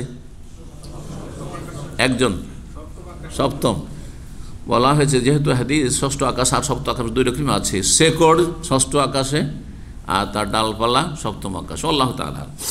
তো সিদরাতুল মুনতাহাকে সংক্ষেপে সিদরা বলা হয়, বড়ই গাছ, হ্যাঁ আকাশের বড়ই গাছ, কুল গাছ। সেখানে আমাকে উন্নীত করা হলো, মানে উপরে উঠিয়ে নিয়ে যাওয়া হলো। ফায়দা আরবাতু আনহার, সেখানে গিয়ে দেখলাম যে 4টি নদী রয়েছে। সুবহানাল্লাহ, 4টি নদী, নাহরানে জাহেরানে 2টো প্রকাশ্য নদী, ও নাহরানে বাতেনানে আর 2টো হচ্ছে আভ্যন্তরীণ নদী। প্রকাশ্য নদীগুলি দুনিয়াতে আছে, তাহলে দুনিয়ার দৃশ্য, পৃথিবীর দৃশ্য আকাশে রাসূলুল্লাহ সাল্লাল্লাহু আলাইহি ওয়াসাল্লাম দেখেছেন। গাইবী জগৎ, নবী সাল্লাল্লাহু আলাইহি ওয়াসাল্লাম মেরাজ হচ্ছে গাইবী জগৎ, অদৃশ্যের জগৎ। হ্যাঁ, যেমন মানুষ মারা যাওয়ার পরে বারজাখী জীবন ও দেখছে, একজন মাইয়েত, হ্যাঁ আল্লাহর নিয়ামত, ভালো মানুষ দেখছে, আমরা দেখতে পাই না। মালাকুল মউত চলে এসছে, ও দেখছে যে আমাকে নিয়ে যাচ্ছে, আহলান ও সাহলান করে ভালো মানুষ নিয়ে যাচ্ছে, আর কত হ্যাঁ তাকে মানে সাদর সম্ভাষণ জানানো হচ্ছে, আমরা কিছুই দেখতে পাই না, বুঝছেন। কবর খুলে বসে থাকেন, অথবা মৃত লাশকে রেখেই দেন, মন কেন নাকে জিজ্ঞাসা করলো, বা আযাব চলতে আছে হ্যাঁ পাপিস্টের, আমি আপনি দেখতে পাই না। যেমন গাইবী জগৎ, ঠিক তেমনই মেরাজের বিষয়টি কিন্তু গাইবী জগৎ। তো সেখানে গাইবী জগতে আকাশে নবী সাল্লাল্লাহু আলাইহি ওয়াসাল্লাম দুটো নদী দেখলেন প্রকাশ্য, সেগুলি হচ্ছে একটি নীল নদ আর একটি হচ্ছে ফোরাত। নীল রয়েছে কোথায়? নীল নদের পানি কি নীল নাকি? তেমনই যারা ইসলামের দাবি করে সবাই যে ইসলামপন্থী তা নয়, বুঝতে পারছেন। কেউ গদিপন্থী আছে, কেউ বেদাতপন্থী আছে, বুঝা গেছে, আর অন্য কোনো পন্থী আছে, কেউ মুরব্বীপন্থী আছে, তরিকাপন্থী আছে, বুঝতে পেরেছেন। সুফি তরিকাপন্থী, ও তরিকার দিকে আহ্বান করে, ইসলামের দিকে আহ্বান করে না। রাসূলুল্লাহ সাল্লাল্লাহু আলাইহি ওয়াসাল্লাম প্রতিনিধি তারা নয়। হ্যাঁ জি, সতর্ক সাবধান। কথাটি বাংলাদেশের কোনো একজন একসময় মাওলানা বলে প্রসিদ্ধ হ্যাঁ ছিলেন স্বাধীনতার যুগ, 47-এর যুগে, আর তারপরে তো ওনার কথা সেদিকে ইঙ্গিত করলাম। নীল নদ একটি, যা মিশরে। অল ফোরাত, ফোরাত নদী কোথায়? নবী সাল্লাল্লাহু আলাইহি ওয়াসাল্লাম তাহলে 7 আসমানে কি দেখেছেন? হ্যাঁ, নীল আর ফোরাত দেখেছেন। ওয়াম্মাল বাতিনানে, আর দুটো বাতিনি আভ্যন্তরীণ নদী, ফানাহারানে ফিল জান্নাহ, এই দুটো জান্নাতের নহর, জান্নাতের নহর। কওতিত বে সালাসাত আকদার, আমার কাছে 3টি পাত্র নিয়ে আসা হইল। এই হাদিসে 3টি পাত্র চলেছে, অধিকাংশ হাদিসগুলিতে 2টি পাত্র নিয়ে আসার কথা বলা হয়েছে। নবী সাল্লাল্লাহু আলাইহি ওয়াসাল্লামের কাছে কি নিয়ে আসা হয়েছিল? 2টো পাত্র নিয়ে আসা হয়েছিল, এখানে 3টি। এখন সমন্বয় কি করবেন? হাদিস সাংঘর্ষিক। এখানে কি সেই ফর্মুলা চলবে? একটা ফর্মুলা যে তারাজা তাসাকাতা, যখন সংঘর্ষ হবে তো দুটাই ক্যান্সেল, এটাও মানি না ওইটাও মানি না, চলবে। এটা কখন? যখন কোনো সমন্বয়ের পথ পাচ্ছে না, কোনো সমন্বয়ের পথ পাচ্ছে না। যেমন একজন বলছে যে এইটা হয়েছে, আরেকজন বলছে ওইটা হয়েছে, আর দুটোর মধ্যে আপনি তদন্ত করতে পারছেন না, আর ধর কোনো আমি কোনোটাই বিশ্বাস করি না, দুটোই ক্যান্সেল আমার কাছে, বুঝছেন না। তো এক কথায় হাদিসে যদি তারজ থাকে, মানে সাংঘর্ষিক বাহ্যিক মনে হয়, তো বিভিন্নভাবে সমন্বয় করে থাকেন, তাতবিক বা তৌফিক আরবিতে বলা হয়, কম্বাইন্ড করা, সমন্বয় করা। তো এখানে সমন্বয় করা হয়েছে। যদি সমন্বয় সম্ভব হয় তাহলে এটাকে বলা যাবে না যে দুটো যখন সাংঘর্ষিক আমি কোনটা বিশ্বাস করবো, এইটাও না ওটাও না। না, আপনাকে সমন্বয়ের জন্য সর্বাত্মক চেষ্টা করতে হবে। আপনি সাধারণ মানুষ, তো আপনার চেয়ে বড়রা কি সমন্বয় বর্ণনা করেছেন। একদল বলছেন যে নবী সাল্লাল্লাহু আলাইহি ওয়াসাল্লামকে মেরাজের পথে 2বার করে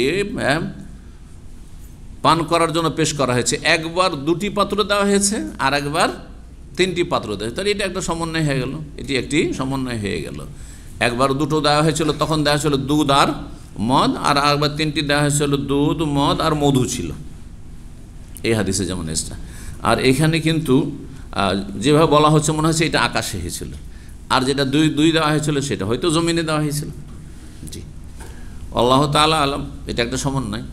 আর একটি সমন্বয় হচ্ছে যে দেখেন 2 আর 3-এর মধ্যে 2 প্রবেশ করে আছে না নেই?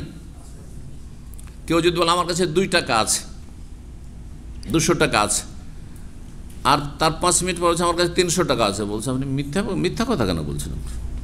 একবার বললেন 200 টাকা আছে, আর বলছেন 300 টাকা আছে, বলবেন নাকি? আপনার ভাই 200 টাকার দরকার ছিল, তখন বলছে হ্যাঁ 200 টাকা আছে আমার কাছে। আপনি হয়তো বলেছেন যে কথা প্রসঙ্গে ওই রকমই এসেছে যে 200 টাকার প্রয়োজন, হ্যাঁ 200 টাকা আছে আমার কাছে।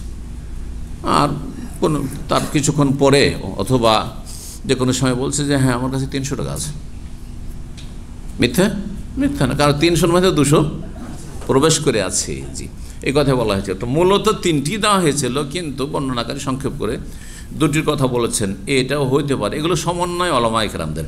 তবে দুটি ঘটনা বা 2বার করে নবী সাল্লাল্লাহু আলাইহি ওয়াসাল্লামকে পান করতে দেওয়া হয়েছে, এটিকে প্রাধান্য বেশি দেওয়া যেতে পারে। তো যাই হোক, কাদাহুন ফিহি লাবানুন, একটি পেয়ালাতে দুধ ছিল, ওয়া কাদাহুন ফিহি আসালুন, একটি পেয়ালাতে মধু ছিল, ওয়া কাদাহুন ফিহি খামরুন, আরেকটি পেয়ালাতে মদ ছিল। ফাখাজতুল্লাযী ফীহি লাম, নবী সাল্লাল্লাহু আলাইহি ওয়াসাল্লাম বলেন যে আমি ওই পেয়ালাটি নিয়ে নিলাম যাতে দুধ ছিল, ফাশারিবতু, আর তারপরে পান করে নিলাম। ফাকিল আলী, তখন আমাকে বলা হলো, অন্য রিওয়ায়াতে জিবরাইল আলাইহিস সালাম বললেন, আসাবতাল ফিতরাত, আপনি আপনার ইমানের স্বভাবজাতকে আপনি পৌঁছে গেছেন, পেয়ে গেছেন, মানে আপনি সঠিক সিদ্ধান্ত নিয়েছেন, আনতা, আপনি এবং আপনার উম্মত।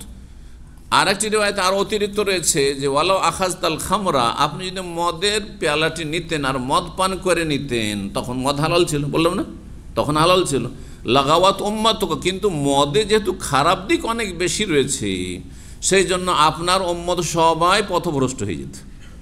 নবী সাল্লাল্লাহু, চিন্তা করেন যে নবী সাল্লাল্লাহু আলাইহি ওয়াসাল্লাম দুধ পান করেছেন, তারপরও আজকে মুসলিমদের জনসংখ্যা একটু আপনি পরিসংখ্যান বের করে দেখেন যে কয়জন নামাজি, কয়জন সহিহ আকীদার, হ্যাঁ, কয়জন আখিরাতমুখী। শতকরা 95 জন বেনামাজি, শতকরা 95 জন বেনামাজি। তো নবী সাল্লাল্লাহু আলাইহি ওয়াসাল্লাম যদি মদটা নিয়ে নিতেন আর সেটা পান করে নিতেন, তাহলে তো বাকি যে 5% হয়তো একটু ধর্মকর্ম করছে বা সহিহ আকীদার উপর আছে, উঠিও যেত। কথা বুঝতে পারছেন না? লাগাওয়াত উম্মাতুক হাজি। তারপরে হাদিসে মালিক বিন সাসা বর্ণনা করেছেন নবী সাল্লাল্লাহু আলাইহি ওয়াসাল্লাম থেকে ফিল আনহার, নহর সম্পর্কে। আর ওয়ালাম ইয়াজকুরু সালাসা, তাতে কিন্তু 3টি পাত্রের কথা নেই, 3টি পাত্রের কথা সেখানে নেই। 13 নম্বর অধ্যায় হচ্ছে বাবু ইস্তেজাবিল মা। এই অধ্যায় হচ্ছে সুপেয় পানি তলাশ করা বা পান করা। আপনার কাছে পানি আছে কিন্তু অত স্বচ্ছ সুপেয় পানি নেই হয়তো, হ্যাঁ, পরিষ্কার পরিচ্ছন্ন নয়, অথবা তো আপনি সুপেয় পানি যদি তলাশ করেন আর মিষ্টি পানি তলাশ করেন, ভালো পানি তলাশ করেন, তো চলবে কেন? এমনি নলে এখানে পানি আছে না, নেই? সৌদি আরবে নলে পানি পাওয়া যাচ্ছে। এই পানি কিন্তু সব দেশে যে নলকূপে পান করছেন, নলকূপের পানি আর কূপের পানি আর পুকুরের পানি আর এই নলের পানি, আমার মনে হয় এখানকার নলের পানি ওখানকার ওই সব পানির চাইতে ভালো হবে, বুঝতে পারছেন? তারপরেও কি পান করবেন যেটা দিয়ে উজু করছেন সে পানি? কেন পান করছেন না? বোতল খুঁজছেন, ভাই এটা আছে, পানি আছে, ওইটা সুপেয়, ওইটা বেশি ভালো পানি। তো তলাশ করা বৈধ না বৈধ নয়? না বিলাসিতা? বৈধ, জায়েজ আছে, কোনো অসুবিধা নেই।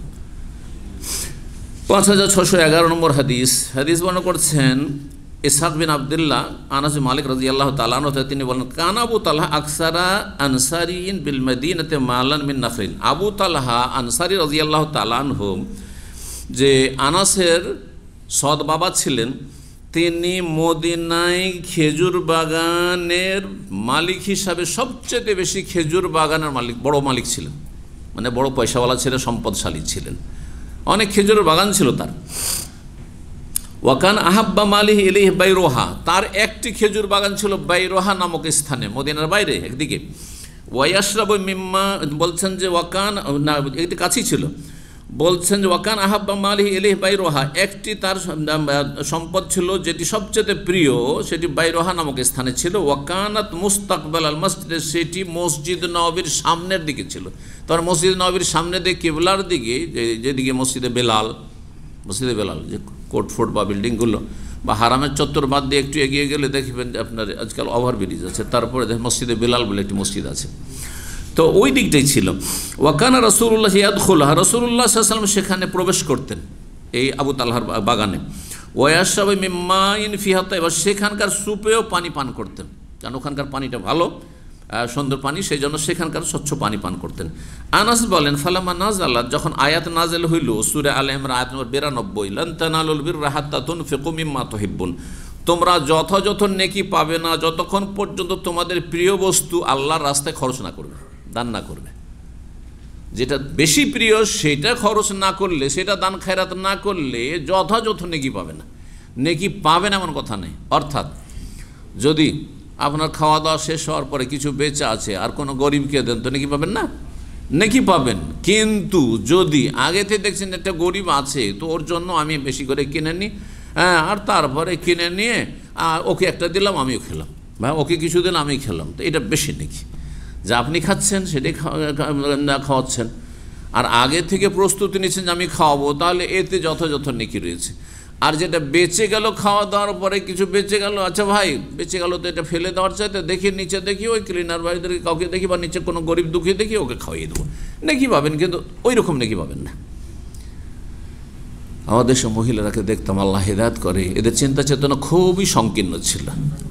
বাড়িতে হঠাৎ করে ফকির চলে এসছে, আর সেই সময় প্রথম রুটিটা হয়েছে চুলাতে, অথবা গরম ভাত এক্ষুনি তৈরি হয়েছে, এখনও বাড়ির মালিক খাওয়া দাওয়া শুরু করেনি, আর এসে ফকির বলছে আল্লাহর রাস্তে একটু খেতে দেন, ক্ষুধার্ত আছি।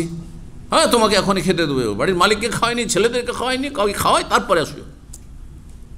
লান তানালুল বিররা, যথাযথ নেকি পাবে না, তোমার ইখলাসে কমই আছে, আগে ওকে খাও, অসুবিধা দেখি।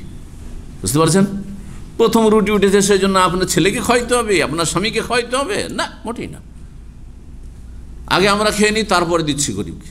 আমাদের দেশে যাদের চাকর নকর আছে বা হাউস ড্রাইভার আছে, তারাও এরকম করে, গাড়িতে বসিয়ে রাখে আর তাদেরকে সাথে খেতেও নেয় না। কিছু অল্প ভালো আছে, কিন্তু বেশিরভাগই এরকম।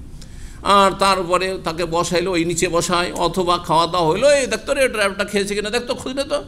খুব ভালো মানুষ হলে খোঁজ নেয়, না হলে খোঁজই নেয় না। বুঝতে পেরেছেন? নাকি পাবে না খাওয়াইয়ে যদি এরকম করো, যে খেয়ে দিয়ে বাঁচলো তখন ড্রাইভারকে খাওয়াইলাম। না না না, সাথে সাথে খাওয়ান, ভাগযোগ করে খাওয়ান। যখন এই আয়াত নাজেল হইল যে প্রিয় বস্তু খরচ করলেই পূর্ণ নেকি পাবে, কাম আবু তালহা উঠলেন একবার বাড়ি থেকে, আর বললেন গিয়ে রাসূলুল্লাহ সাল্লাল্লাহু আলাইহি ওয়াসাল্লামকে, ইয়া রাসূলুল্লাহ ইন্নাল্লাহ ইয়াকুল, বা নবী সাল্লাল্লাহু আলাইহি মজলিসে ছিলেন, আর ওই সময় নবী সাল্লাল্লাহু আলাইহি আয়াত শোনালেন, হয়তো আয়াত নাজেল হয়েছে। তখন সে দাঁড়িয়ে বলল যে আল্লাহ বলছেন লান তানালুল বিররা হাত্তা তুনফিকু মিম্মা তুহিব্বুন, চতুর্থ পারার প্রথম আয়াত আল ইমরানের, কিন্তু পারা হচ্ছে চতুর্থ আর প্রথম আয়াত। ওয়া ইন্না আহাব্বা আমালি ইলাইয়া বাইর, আর আমার কাছে সবচেয়ে প্রিয় সম্পদ হচ্ছে বাইরহার বাগানটি। ওয়া ইন্নাহা সাদাকাতুন লিল্লাহ, সেটি আল্লাহর জন্য, আল্লাহ সন্তুষ্টির জন্য আমি পুরোটাই সাদকা করে দিলাম।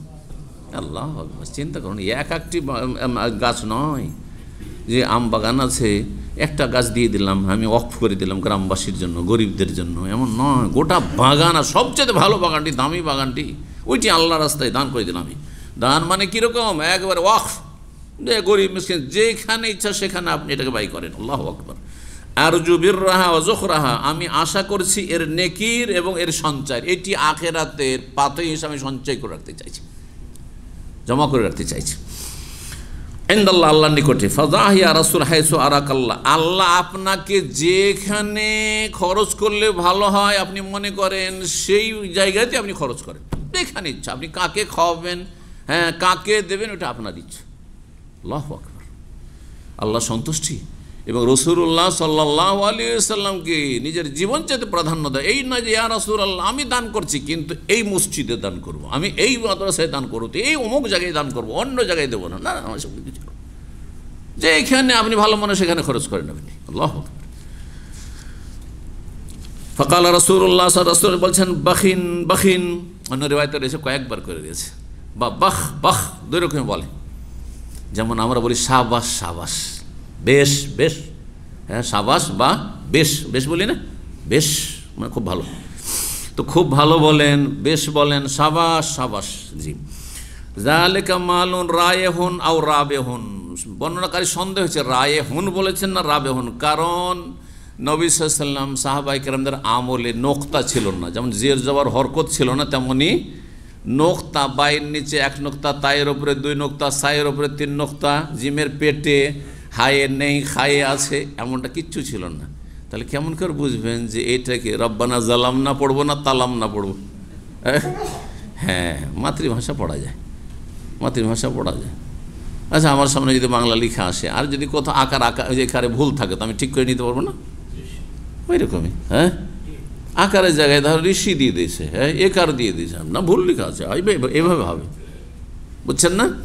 তো ওই রকমই আরবরা প্রাকৃতিকভাবে তারা নোক্তা ছাড়া, ফোঁটা ছাড়া, আর কি ছাড়া, জের জবর পেশ আর দম্মার সুকুন এসব তসদিদ ছাড়া পড়তে পারত। কিন্তু যখন অনারবরা ইসলাম গ্রহণ করলো তাদের জন্য কঠিন হয়ে গেল। আর পরবর্তীকালে তাবেঈনদের জামানায় তখন বিষয়টি নিয়ে চিন্তা করা হলো, তারপরে প্রথম নোক্তা দেওয়া হলো, যে নোক্তা দিয়ে অন্তত পার্থক্য করে বুঝুক মানুষ, সহজ হোক। আর তারপরও জটিলতা থেকে যাচ্ছে, তখন জের জবর চড়ানো হইল, তাশকিল করা হইল। জি, তো এই জন্য এখন রাবেহুন পড়বেন না রায়েহুন, দুটোই অপশন আছে আপনার কাছে, যখন নোক্তা নেই তখন, ঠিক না? বা দিলে এক নোক্তা দিলে রাবেহুন হয়, ওটা তো অর্থ এখানে ফিট হয়ে যাচ্ছে। আর যদি ইয়া করেন তবু অর্থ ফিট হয়ে যাচ্ছে। যালিকা মালুন রাবিহুন বা রায়হুন, এই সম্পদ তো হচ্ছে লাভজনক সম্পদ বা মুনাফা দানকারী সম্পদ, লাভজনক সম্পদ। তুমি এত দামি জিনিস, এত মূল্যবান, বছরে লাখ লাখ টাকার খেজুর আসবে, লাখ লাখ দিরহাম দিনারের খেজুর আসবে, এটা তো অত্যন্ত মুনাফা দানকারী এবং লাভজনক এই সম্পদ, তুমি এটা দান করে দিবে।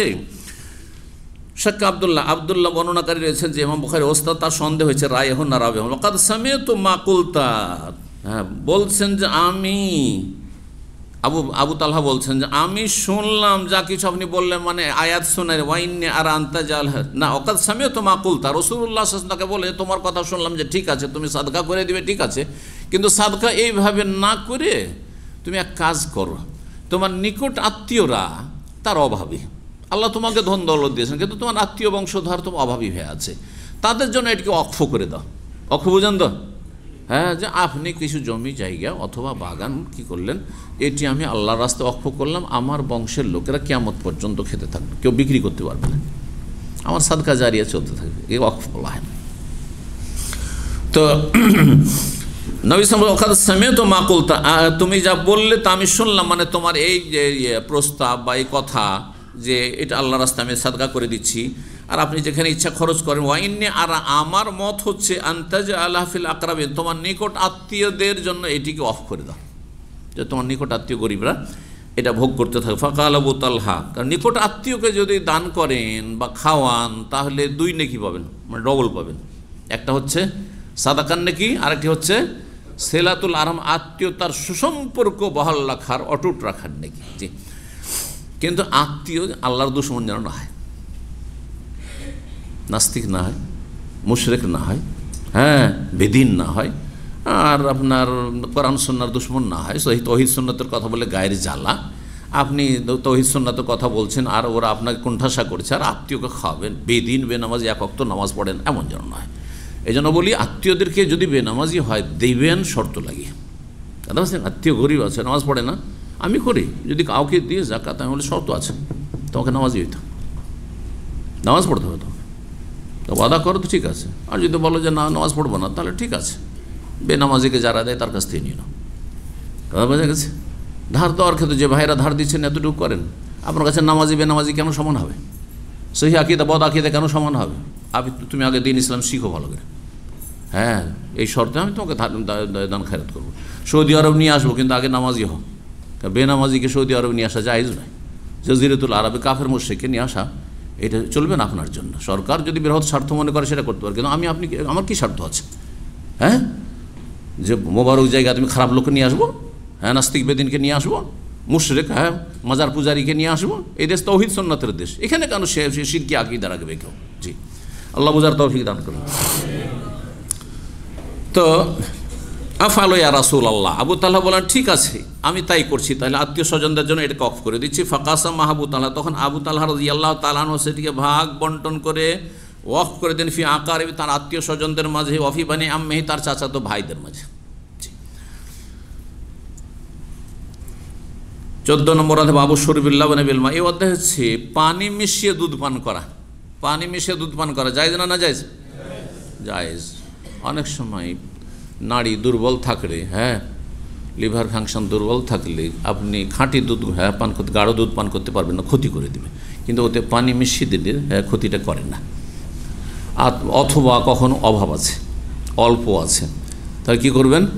পানি মিশিয়ে দিলেন আপনি। এটা জমজমের ক্ষেত্রে আপনারা বুঝবেন খুব সহজে, দেশে জমজম নিয়ে গেছেন অল্প, আর দেখা সাক্ষাৎ করতে অনেক লোকজন আসছে, অথবা অনেক লোককে দিতে হবে, তো এটা খেয়ানত নাই। তখন যদি এতটুকু করে পানি দিয়ে, ও এইটুকু পানি দিয়েছে, তা আপনি জমজম দেন, অর্ধেকটা জমজম অর্ধেকটা আর খাই দেন। 1 গ্লাস পানিতে অর্ধেক গ্লাস জমজম দিলেন, আর অর্ধেকটা দিয়ে দিলেন আপনি সাধারণ পানি দিয়ে দিলেন, কোনো অসুবিধা নেই, জায়েজ আছে, কারণ এটা আপনি বিক্রি করছেন না।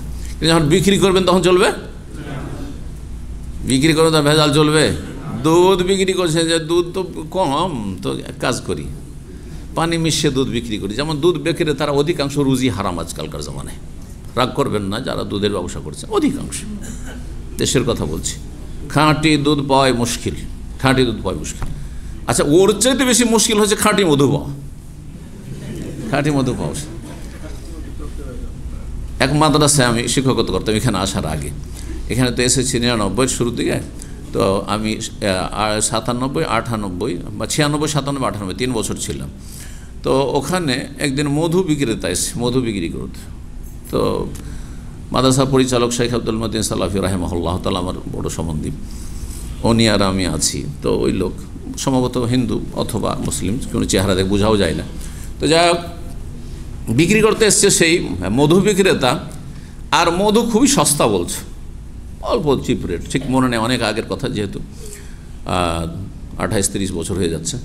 তো উনি বলছেন যে ঠিক আছে, তুমি আমাকে খাঁটি মধু দেখিয়ে চাক থেকে পেড়ে দেবে, আর তুমি 200 টাকা বা 300 টাকা উদাহরণস্বরূপ কিলো বলছো, তোমাকে আমি 500 টাকা দেবো বা 700 টাকা দেবো, অসুবিধা, ডবল দেবো, যে রেট বলছো তার সাথে ডবল পয়সা দেবো, কিন্তু খাঁটি মধু আমার সামনে চাক কাটবে, পেড়ে দেবে, আর আমি দেবো তোমাকে।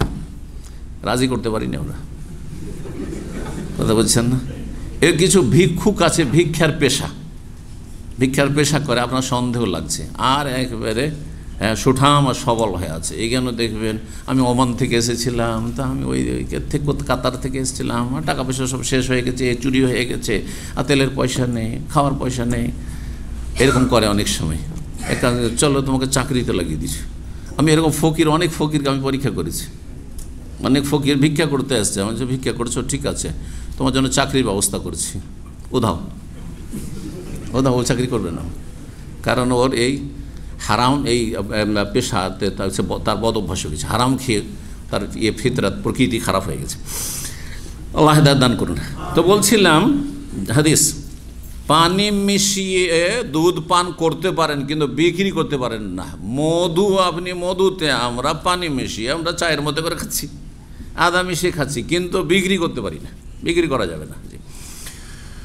5612 নম্বর হাদিস বর্ণনা করেছেন আনাস রাদিয়াল্লাহু তাআলা আনহু বলছেন, আন্নাহু রাআ রাসূলুল্লাহ সাল্লাল্লাহু আলাইহি রাসূলুল্লাহ সাল্লাল্লাহু আলাইহি ওয়াসাল্লাম দেখলেন আনাস যে তিনি দুধ পান করলেন, ও আতাদারাহু, আর তার বাড়িতে আসলেন, আতাদারাহু ফাহালাবতু শাতান, বলছেন যে আনাসের বাড়িতে এসেছেন রাসূলুল্লাহ সাল্লাল্লাহু আলাইহি ওয়াসাল্লাম, বলছেন তখন আমি একটি বকরির দুধ দহন করলাম। ফাশুবতুল রাসূলিল্লাহ মিনাল বিরি, তারপরে রাসূলুল্লাহ সাল্লাল্লাহু আলাইহি ওয়াসাল্লামের জন্য কূপের পানি, যে সুপেয় পানি ছিল, সেই পানি দুধে মিশালাম।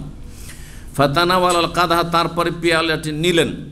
ফাশারিবা, পান করলেন। ওয়াইয়াসারি আবু বকর, বাম দিকে আবু বকর বসেছিলেন। ওয়াইয়ামিনী, ডান দিকে একজন বেদুইন বসেছিল, বাইরে থেকে এসেছে, মদিনার বাইরে থেকে বেদুইন, যাযাবর, সে ছিল ডান দিকে নবী সাল্লাল্লাহু আলাইহি ওয়াসাল্লামের, আর বাম দিকে কে ছিলেন? আবু বকর সিদ্দিক রাদিয়াল্লাহু তাআলা আনহু। ফাতাল আরাবিয়া ফজল, রাসূলুল্লাহ সাল্লাল্লাহু আলাইহি ওয়াসাল্লাম তার পান করার পর অবশিষ্ট যে দুধটি ছিল, সেই দুধ কাকে দিলেন? সে বেদুইনকে দিলেন, ডান দিকে। সুম্মা কালা, তারপরে বলেন আল আইমানা ফাল আইমান, ডান দিকের ব্যক্তিকে বা লোককে প্রাধান্য দিতে হবে, অগ্রাধিকার দিতে হবে, তারপরে ডান দিকে, অর্থাৎ ডান দিকের যে সবচেয়ে নিকটে আছে তাকে, ডান দিকে যে সবচেয়ে নিকটে আছে তাকে, আর তারপরে ডান দিকে তো উনিও আছেন, আরেকজন আছেন, হ্যাঁ, আপনারা কয়েকজন ডান দিকে আছেন, তাহলে কাকে থেকে শুরু করব? যে কাছে আছে ওর থেকে শুরু করব।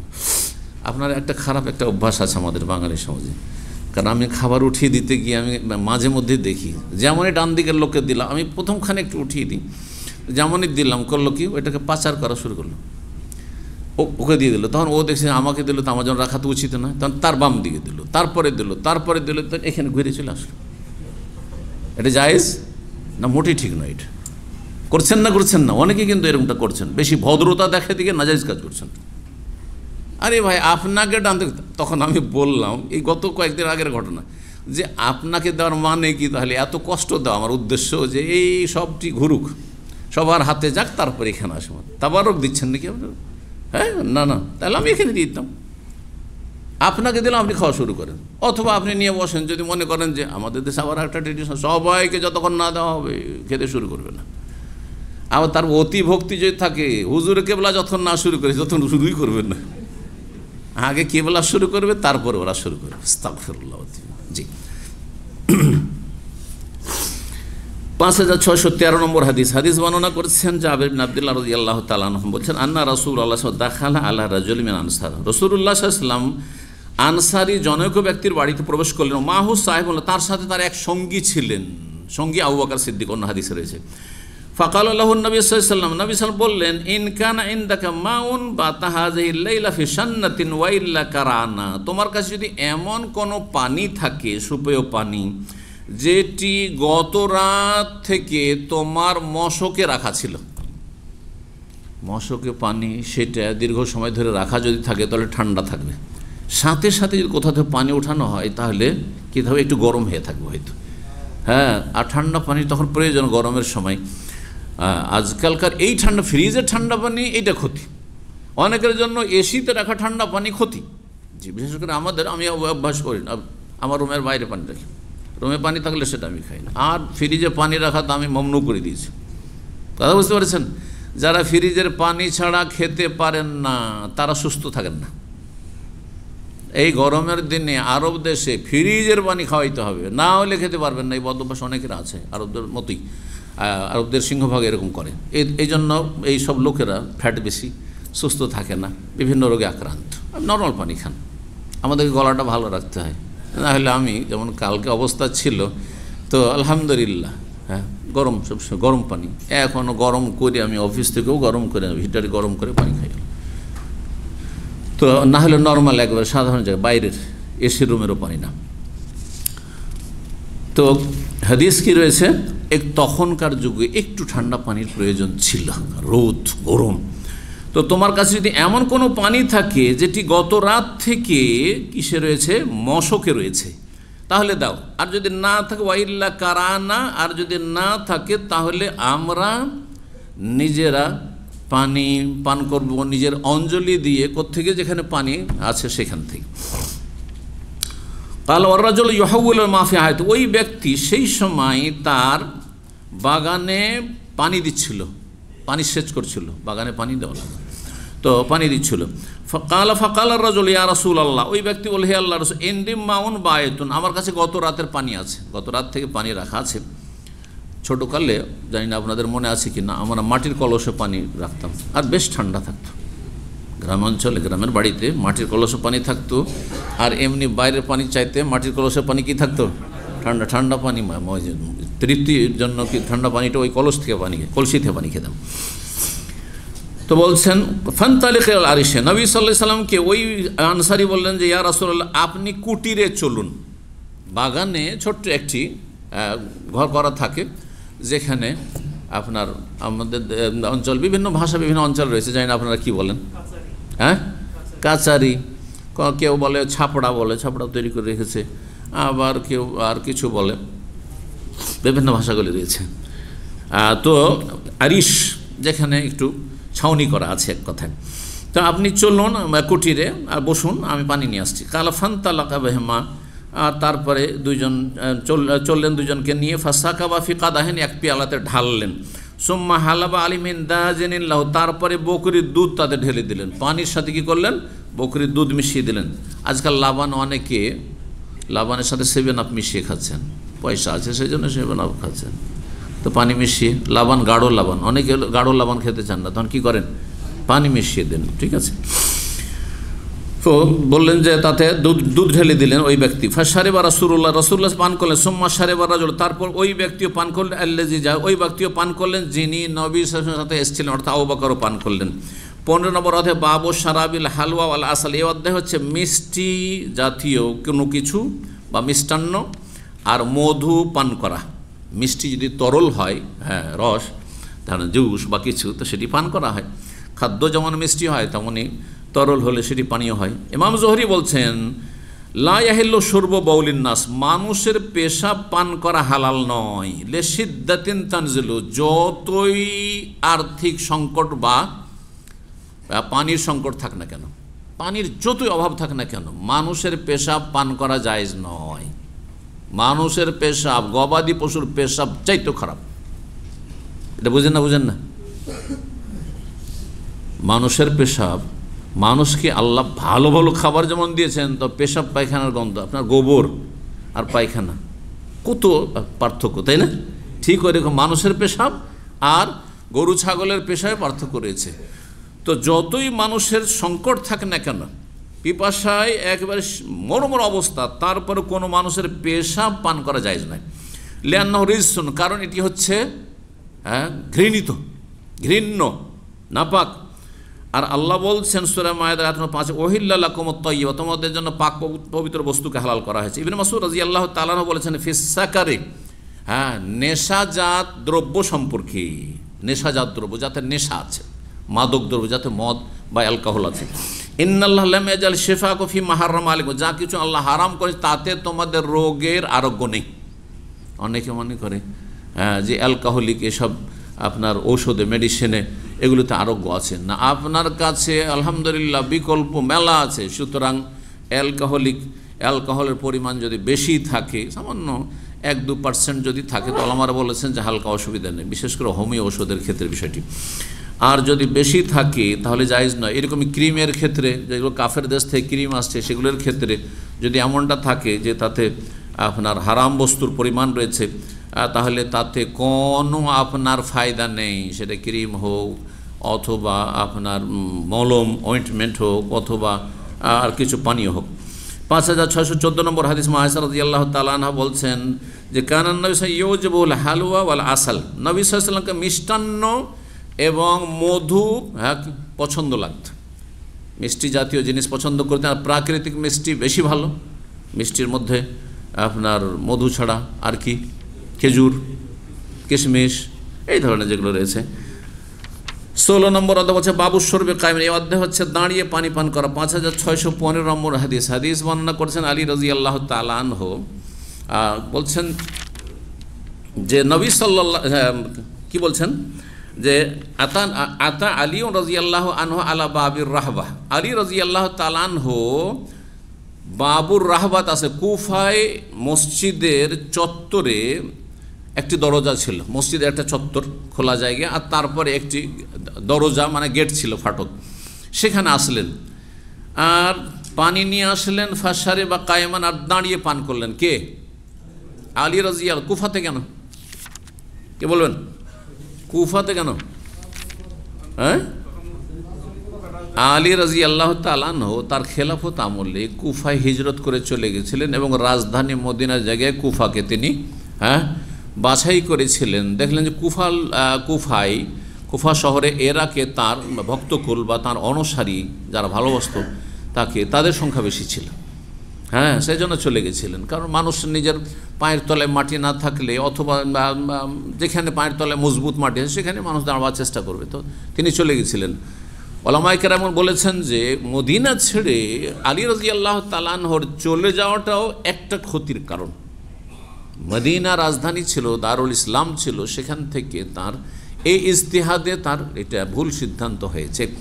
আর তারপরে দেখেন ক্ষয়ক্ষতি, তাকে শহীদ করলো জঙ্গি খারেজি ইবনে মুলজাম, তার ছেলে হাসানকে শহীদ করলো নিজের আত্মীয় স্বজনের মধ্যে বিষ দিয়ে, হুসাইনকে শহীদ করলো এই কুফা আর ইরাকবাসীরা, এরাই খুন করলো গাদ্দারি করে ডেকে নিয়ে। আর তারপরে সুবহানাল্লাহ যেসব কিসসা যা হয়েছে, অশান্তি আর অশান্তি। তো এই জন্য কখনো কখনো বড় মানুষদেরও সিদ্ধান্ত অনেক সময় মানে হয় না, সিদ্ধান্তের কারণে অনেক সময় ক্ষয়ক্ষতি হতে হয়। আর আল্লাহর ফয়সালা তো সব কিছুর উপর আছে। এইরকমই মুআবিয়া রাদিয়াল্লাহু তাআলা যখন দেখলেন, তিনি খলিফা যখন হইলেন, আলী রাদিয়াল্লাহুর পরে যে তার ভক্তকুল আর তার অনুসারী অনুগামীর সংখ্যা সামদেশে বেশি, তখন তিনি দামেস্কের রাজধানী হিসেবে, যেহেতু আগে থেকে সেখানে গভর্নর ছিলেন, তিনি আমির ছিলেন, সেটাকে তিনি পছন্দ করেন। এইভাবে দামেস্কে চলে গেল আপনার রাজধানী দীর্ঘ 132 হিজরি পর্যন্ত। কিন্তু আবু বকর, ওমর, ওসমান রাদিয়াল্লাহু তাআলা 30 বছরের যে খেলাফত, তার মধ্যে 5 বছর শুধু আলী রাদিয়াল্লাহু তাআলা আনহু কুফায় চলে গেছেন, বাকি 25 বছর মদিনায় দারুল ইসলাম এবং দারুল খেলাফা ছিল। এটা বেশি ভালো ছিল। তো এই বাবুর রাহবা কুফার মসজিদের চত্বর, রাহবা বলা হয় প্রশস্ত কোনো জায়গাকে, চত্বরকে, ওই চত্বরের দরজায় দাঁড়ালেন পানি নিয়ে, আর দাঁড়িয়ে পানি পান করলেন। আর তারপরে বলে ইন্না নাসান ইয়াকরাহু আহাদুহুম, কিছু মানুষ আছে যারা অপছন্দ করে আন ইয়াশরাবা ওয়া কায়েমুন, দাঁড়িয়ে পান করা মাকরুহ মনে করে। দেখেন যারা দাঁড়িয়ে পান করা, খাওয়া না, কিন্তু খাওয়ার পান করে পার্থক্য রয়েছে। কোনো খাওয়ার হাদিস নেই দাঁড়িয়ে, যে দাঁড়িয়ে আপনি ভাত খাচ্ছেন, দাঁড়িয়ে রুটি খাচ্ছেন, দাঁড়িয়ে আপনি স্যান্ডউইচ খাচ্ছেন, এইসব না, এটা আরও বেশি খারাপ। কিন্তু দাঁড়িয়ে পান করার হাদিস রয়েছে, যে 3টি হাদিস আসবে সামনে। সুতরাং দাঁড়িয়ে পান করা জায়েজ, কেউ যদি বসে পান করে উত্তম, কিন্তু মাকরুহ নয়, মাকরুহ নয়। বয়ানে জাওয়াজ, হ্যাঁ জায়েজ, বৈধতার বয়ানের জন্য নবী সাল্লাল্লাহু আলাইহি ওয়াসাল্লাম পান করেছেন এবং আলী রাদিয়াল্লাহু পান করে দেখিয়েছেন। একটা এসে বন্ধ করে দেন, আমরা শেষ করতে যাচ্ছি ইনশাআল্লাহ। ওয়াইনির আয়তুন নবী, তারপরে আলী বললেন যে আমি নবী সাল্লাল্লাহু আলাইহি ওয়াসাল্লামকে স্বয়ং দেখেছি, ফাআলা কামা রাআইতুমুনি ফাআলতু, যেমন আমাকে করতে দেখলে তেমনই আমি তাকেও দেখেছি দাঁড়িয়ে পান করতে। তাহলে সাধারণ পানি আলী রাদিয়াল্লাহু তাআলা পান করেছেন না, এটা উজুর পানি ছিল না এটা জমজমের পানি ছিল, কথা ঠিক কিনা? ভালো করে শোনেন, কারণ অনেকে আমাদের দেশে মনে করে যে জমজমের পানি হলে দাঁড়িয়ে পান করা সুন্নাত, ওজুর পানি দাঁড়িয়ে পান করা সুন্নাত। এটি ভুল কথা। নবী সাল্লাল্লাহু আলাইহি ওয়াসাল্লাম এই 2 পানি পান করেছেন দাঁড়িয়ে, এর মাধ্যমে প্রয়োজনে বৈধতা শিখিয়েছেন যে জায়েজ আপনার জন্য যে কোনো পানি দাঁড়িয়ে পান করতে পারেন। কিন্তু কিছু লোকে দেখা যায় জমজমের পানিটা বসে নিল, হ্যাঁ হারামে দেখবেন, হ্যাঁ মক্কা মদিনায় অনেকে বসে ঢাললো আর তারও দাঁড়িয়ে গেল, আর তারপর কিবলামুখী আরেক বিদআত, কিবলামুখী জমজম পান করবে। না না না, আপনার জন্য এখানে সুন্নতের খেলাফ কাজে বসে নিলেন, তারপরে আপনি দাঁড়িয়ে গেলেন সুন্নত পরে, এটা ভুল কথা, ভুল বুঝবে, এটা বুঝতে পারছেন কি না? এরকম বসে বসে উজু করলো, আর উজু করার পরে বাকি পানিটা, অবশিষ্ট পানিটা দাঁড়িয়ে পান করলো। আমাদের সে হুজুর টাইপের লোকগুলোকে দেখা যায়, ভুল বুঝেছে আসলে, এটা নয় আসলে উদ্দেশ্য। 5616 নম্বর হাদিস, হাদিস বর্ণনা করেছেন আলী রাদিয়াল্লাহু তাআলা আনহু সাল্লা যোহরা, তিনি একদিন যোহরের সালাত পড়লেন, সুম্মা কাআদা ফি হাওয়াইজিন নাস ফি রাহবাতিল কুফা, তারপরে তিনি কুফার মসজিদের চত্বরে বসলেন, লোকজনের প্রয়োজন মেটানোর জন্য আসছে, দরবারের লোকজন আসছে খলিফার কাছে, কার কি অভিযোগ রয়েছে, কার কি প্রয়োজন রয়েছে, সব শেষ করছেন, সমাধান করছেন। হাত্তা হাজারা সলাতুল আসর, আসর পর্যন্ত তিনি বসে থাকলেন এই অবস্থায়। তো যারা খলিফার আসেন তারা এরকম ছিলেন, জনগণের আশা এবং জনগণের আরজি শোনার জন্য তাদের দ্বার খোলা ছিল, সবসময় খোলা থাকতো। এই নয় যে সিকিউরিটি লাগানো আছে আর তারপরে না কেউ আসতে পারবে না ইত্যাদি, বিশিষ্ট লোকেরা শুধু আসবে না, এমন ছিল না। যুগের পরিস্থিতিতে এমনটা হয়েছে, পরিবর্তন। সুম্মা উতিয়া বে মাইন, তারপর পানি নিয়ে আসা হলো, ফাশারিবা পান করলেন, ওয়াগাসালা ওয়াজহা ওয়া ইয়াদাইহি, হাত এবং 2 হাত এবং চেহারা মুখমণ্ডল ধৌত করলেন। সুম্মা যাকারা রাসাহু ওয়া রিজলাইহি, মাথা এবং পায়ের কথা উল্লেখ করেছেন, ধুইলেন। সুম্মা কামা, তারপর দাঁড়িয়ে, ফাশারিবা ফাজলাহু, আর তারপরে অবশিষ্ট পানিটা পান করলেন দাঁড়িয়ে, দাঁড়িয়ে এই জন্য পান করলেন যে দূর দূর থেকে লোকেরা দেখে নেবে, অথবা দাঁড়িয়ে বৈধতা দেখানোর জন্য। সুম্মা কাল, তারপর ইন্না নাসান ইয়াকরাহুনা শুরবা, কারণ কিছু লোকেরা আছে যারা দাঁড়িয়ে পানি পান করাকে মাকরুহ মনে করে বা ঘৃণা করে। ওয়া ইন্নান নবী সানাম ইসলাম আস্তানা, তো নবী সাল্লাল্লাহু আলাইহি ওয়াসাল্লাম তাই করেছেন যা আমি করে দেখালাম তোমাদেরকে, দাঁড়িয়ে পান করি। 5617 নম্বর হাদিস, হাদিস বর্ণনা করেছেন ইবনে আব্বাস রাদিয়াল্লাহু তাআলা আনহু, তিনি বলেন শারিবান নবী সাল্লাল্লাহু কায়মান মিন জমজম, নবী সাল্লাল্লাহু আলাইহি ওয়াসাল্লাম জমজমের পানি দাঁড়িয়ে পান করেছেন। জমজমের পানি দাঁড়িয়ে পান করেছেন মানে বসে নিয়েছেন, দাঁড়িয়ে পান করেছেন, এ দলিল আছে। আচ্ছা, নবী সাল্লাল্লাহু আলাইহি ওয়াসাল্লামের আমলে জমজমের পানি কি এখনকার মতো করে রাখা থাকতো? কোথা থেকে নিয়েছেন? কূপের কাছে গিয়ে, কূপের কাছে গিয়ে পানি বালতি থেকে উঠাচ্ছে, যেমন কুয়া থেকে বালতি এতে করে আপনারা পানি উঠান বা আমরা উঠিয়েছি, আর তারপরে দিচ্ছে। কূপের আশেপাশে জায়গা ভিজা থাকে না, তো বসার মতো জায়গাও থাকে না, তো ঠিক না? তো নবী সাল্লাল্লাহু আলাইহি ওয়াসাল্লাম সেখানে দাঁড়িয়ে পান করেছেন, এই নয় যে বসেছিলেন আর তারপরে উঠলেন আর তারপরে পান করলেন না। সুতরাং এটা কখনো ভাববেন না। আর তারপর এইটাও ভাববেন না যে শুধু জমজমের পানি আর শুধু উজুর পানি দাঁড়িয়ে পান করা সুন্নাত, আর এটা বলবেনও না। যারা বলে উজুর পানি আর জমজমের পানি দাঁড়িয়ে পান করা সুন্নাত, এই ফতোয়া ভুল, এই কথা ভুল। আর বসে আছেন, বসার সুযোগ আছে, আপনি উঠে গিয়ে পান করবেন, সেটাও ভুল। একমাত্র তালিমের জন্য হইতে পারে, যেমন আলী করেছেন, শিক্ষা দেওয়ার জন্য। আপনারা জানছেন, মাকরুহ মনে করেছেন, সুতরাং আমি দাঁড়াইলাম আর পান করে নিলাম। কিন্তু আমি এখানে বসে আছি আর দাঁড়াবো, জমজমের পানি সেই জন্য আর দাঁড়িয়ে পান করবো না, বা উজুর পানি সেই জন্য না, এটা সুন্নত নয়। জি, এখানে আজকের আলোচনা শেষ করি। জাযাকুমুল্লাহু খাইরান, ওয়া সাল্লাল্লাহু আলা মুহাম্মদ ওয়া আলা আলিহি ওয়া সাহবিহি আজমাইন।